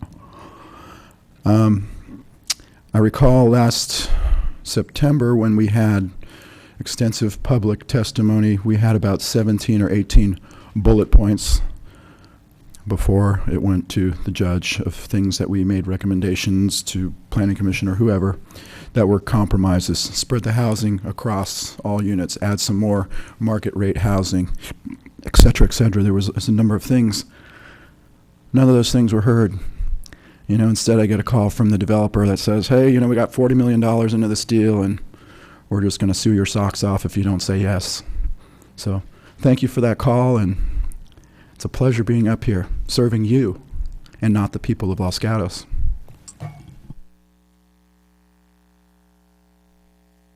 Thank you, Mayor. I actually disagree with a lot of the points I just heard. I don't think it's going to be productive for me to kind of address the disagreements. Instead, I'm going to share some of my 3 o'clock in the morning brainstorm, I think. I would say one thing I will mention, and you can tell I'm stuck on the senior homes. I actually think it's better that they're built together than spread across the home. If you're putting in low-income units that are families or somebody that's not a senior, they're going to want to feel like they're going to fit in. When it comes to seniors, many of them have lost their spouse. So the being together, the social part, I think will be important. I don't think that it's going to look like these are low-income seniors. I think it's going to look like it's a senior home that happens to be for people that are much less well off. But so rather than going into some of the other points, let me share my long thoughts here from other 3 o'clock in the mornings.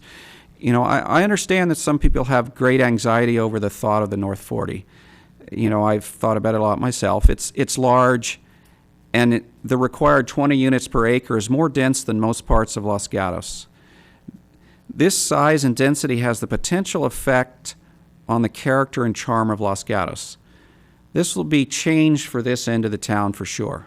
Change can be scary, and some people do not want change at all. When you truly love something as much as we love Los Gatos, you do not want it to change for fear you're going to lose some of that love.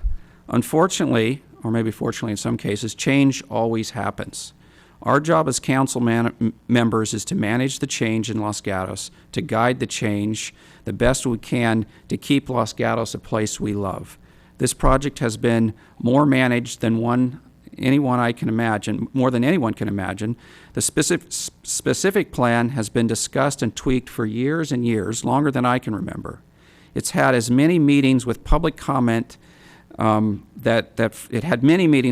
public comment that formed the plan. The current application meets the specific plan and significantly exceeds the requirements in many places, such as open space, tree replacement. Even in the Lark districts, the amount of two-story is twice the percentage that's required. In addition to meeting the plan, I have watched the developer engage many groups over the years, not just in the last year that we've kind of talked about, and incorporate their current concerns and requests in the project in many places, more than I've ever seen any developer ever do. Of course, not everybody's going to like everything in the plan, but there sure has been an effort to find the best balance given all the needs and requirements. I really think that. A little bit of tangent. I read an article in the Los Gatos magazine recently that helps one think through this worry of how damaging the North 40 development will be on the character of Los Gatos. This title was A Town, Not a City, and the subtitle was Structures Can't Change the True Character of Los Gatos. Just a few thoughts from the article that I thought were important to remember are, Los Gatos is a heterogeneous structural environment with many different structure types and looks across its 14 square miles.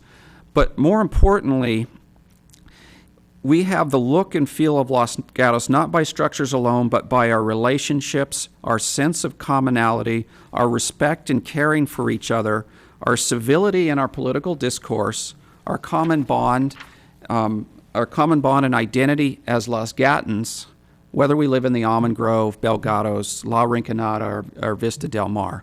So I encourage everyone or those that feel so inclined to look up the article. There's a lot of other ideas in there I thought that were very interesting. But let me go back to the question at hand. I'm sorry that it's taking so long. I got a lot more to go.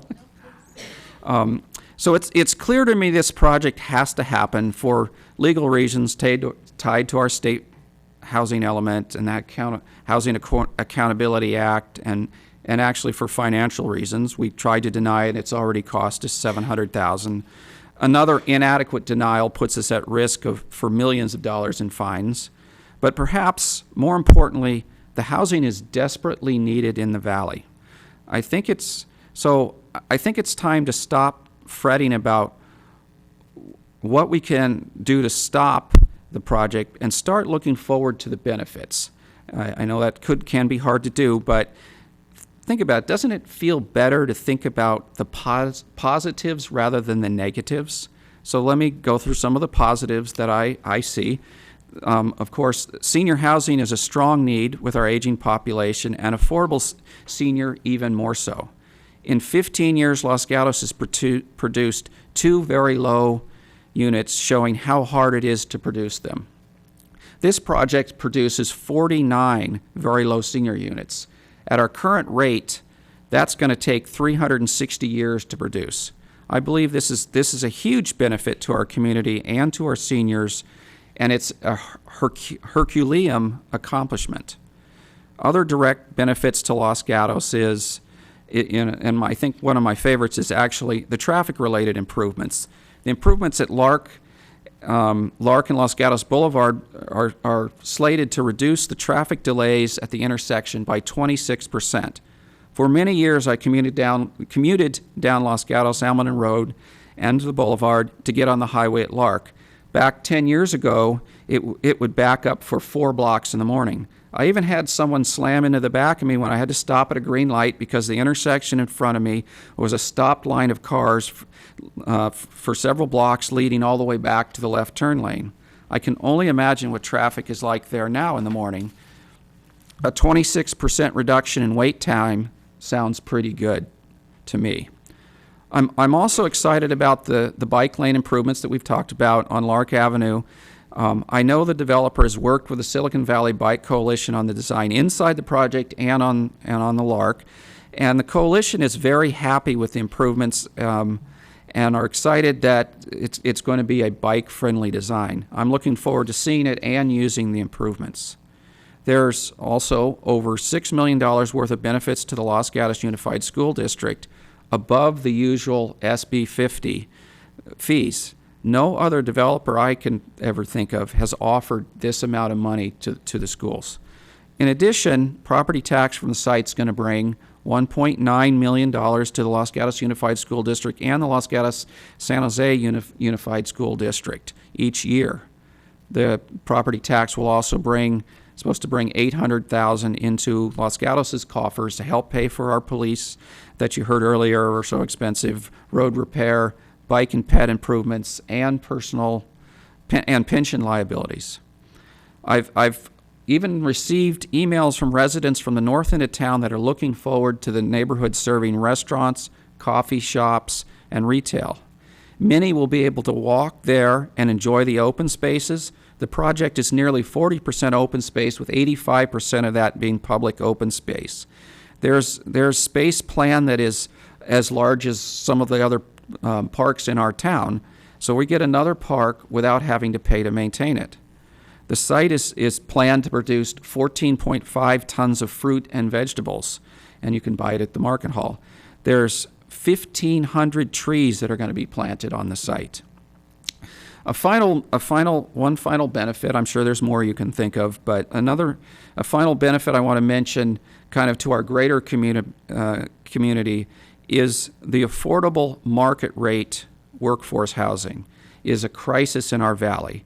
We only build somewhere in the neighborhood of 1/3 to 1/4 of the housing units that are as jobs that are generated in the valley. Since we can't afford to subsidize housing for moderate income households, there's not enough money to subsidize that for all the low income, it has to be built at market rate. The only way to make it affordable to all moderate income households is to build it smaller in the form of condos and townhomes. This project has 39 units that are less than 1,000 square feet, 23 between 1,000 and 1,300 square feet, and 77 between 1,300 and 1,600 square feet. That's over 140 units that are pretty small size. So I think we're really helping the problem. If you're a moderate income person living in Los Gatos, this is much more affordable choice than our medium home price that was listed at $2 million in Los Gatos in June, according to something I found in the Sereno Group. The median price condo or townhouse in Los Gatos, and these are ones that are not new, was $1.25 million in June. I see there are new townhomes selling in Milpitas called Ellis Park, starting in the 900s. That's the same place the North 40 is starting. If the LG worker lives in, or somebody close to Los Gatos lives in Los Gatos on the North 40 instead of Milpitas or even further away, it significantly improves their quality of life by cutting their commute short, and it improves ours by reducing the traffic they would create commuting to Los Gatos. So I realize those were long thoughts. Thank you for your indulgence. Okay, any further comments? Okay, so I'm going to go ahead and share mine. So thank you, Vice Mayor, for pointing out some positive aspects of this project. I want to just highlight on a couple of things. First, thank you to the community for all the work that you have been putting into this, whether you were officially on the specific plan or whether you were community members at the last minute who have started to weigh in. You know, it doesn't matter if you've been working on it for 7 years or 7 days. Until the project is finalized, everyone has a voice in the matter. What we're learning is that with current legislature, there is a housing crisis, and the Housing Accountability Act is changing rapidly to ensure that more housing is being built. And if things continue in the future, based on the bills that are being proposed, more and more discretionary authority will be lost by our town. And so I have to make a decision tonight, what is the best way to move us forward?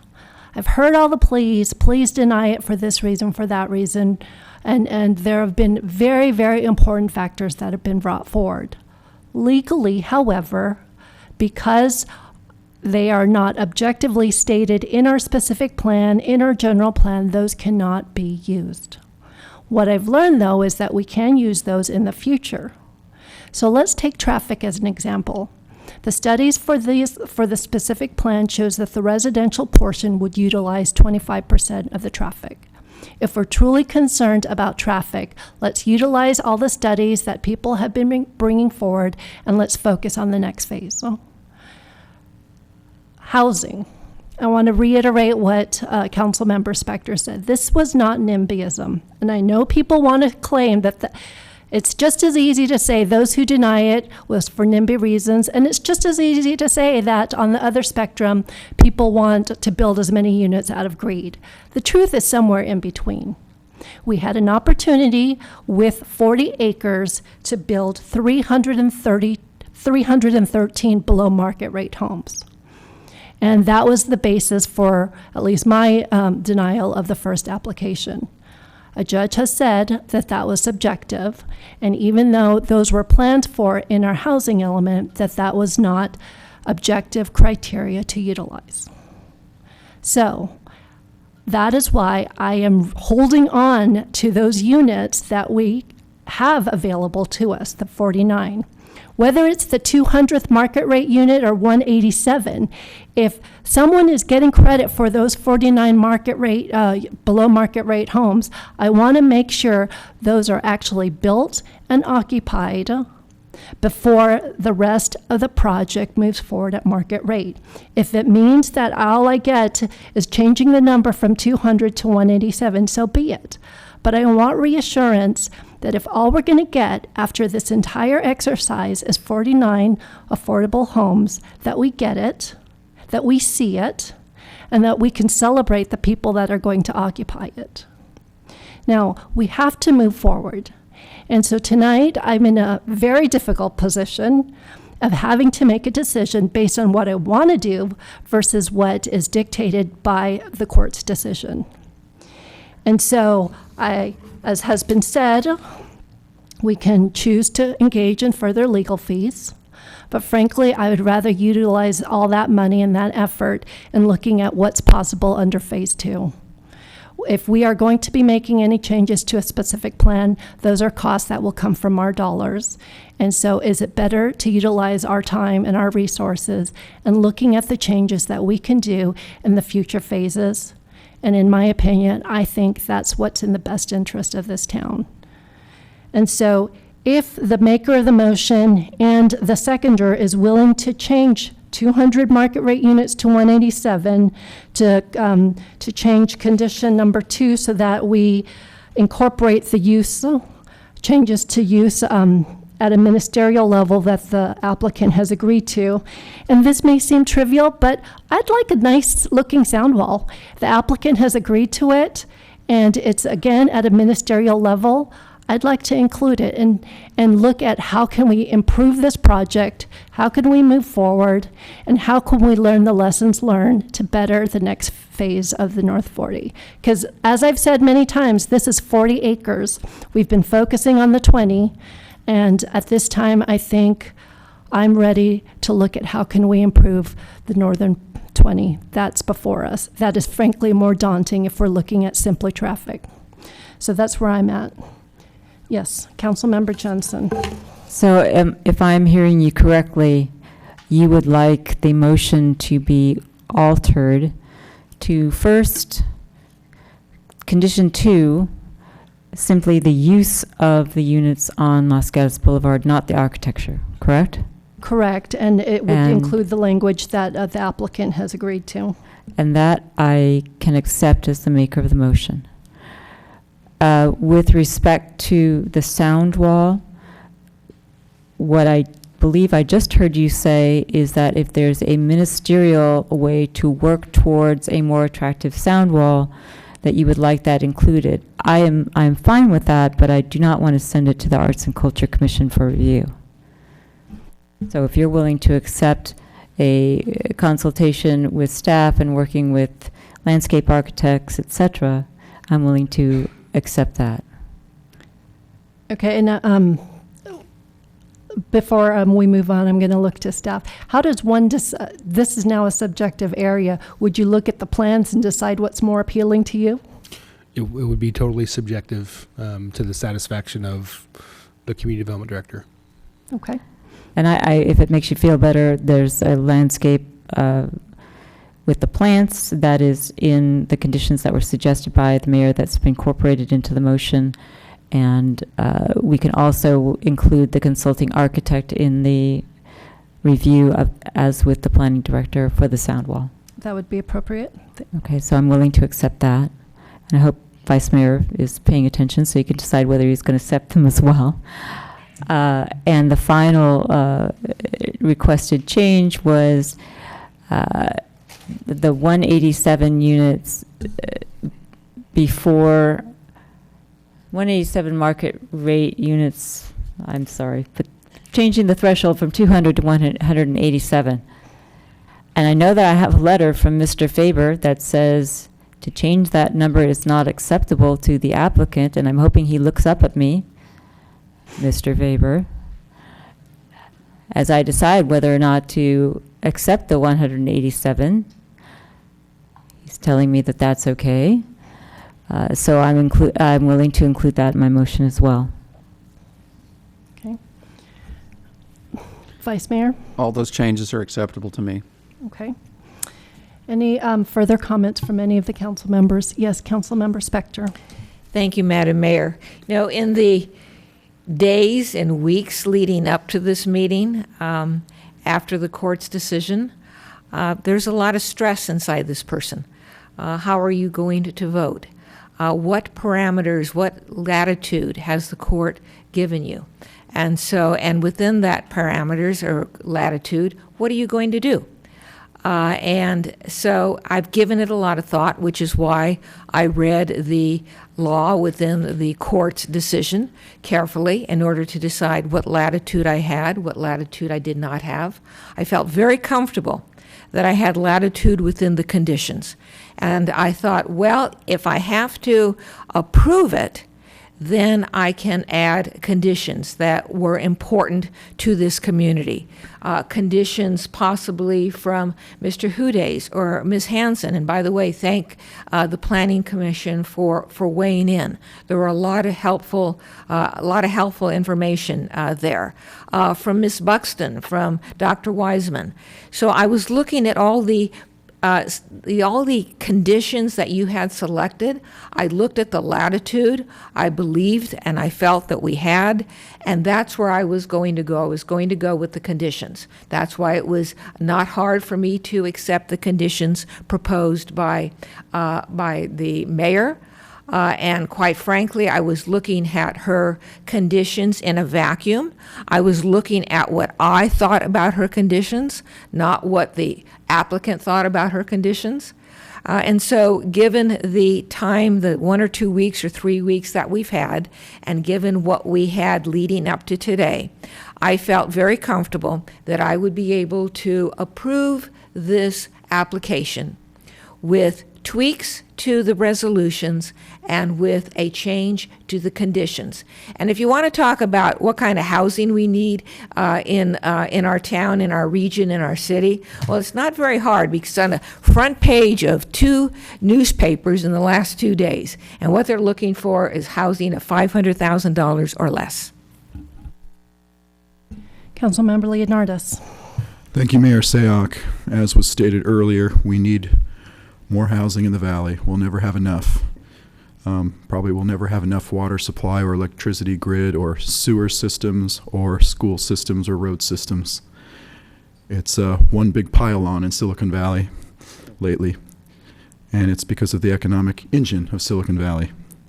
And it's something that communities such as ours that are quaint and nice and kind of a little bit of escape from the hustle and bustle of some of the larger cities that surround us are now feeling the encroachment. So I just want to thank everybody who came out and spoke on behalf of our town and our way of life and our quality of life. I would like to thank my fellow council members for their jobs up here, sitting through all these hearings, and our staff. I'd like to thank the developer for making a significant investment into our community, which I think will be voted through in a few minutes.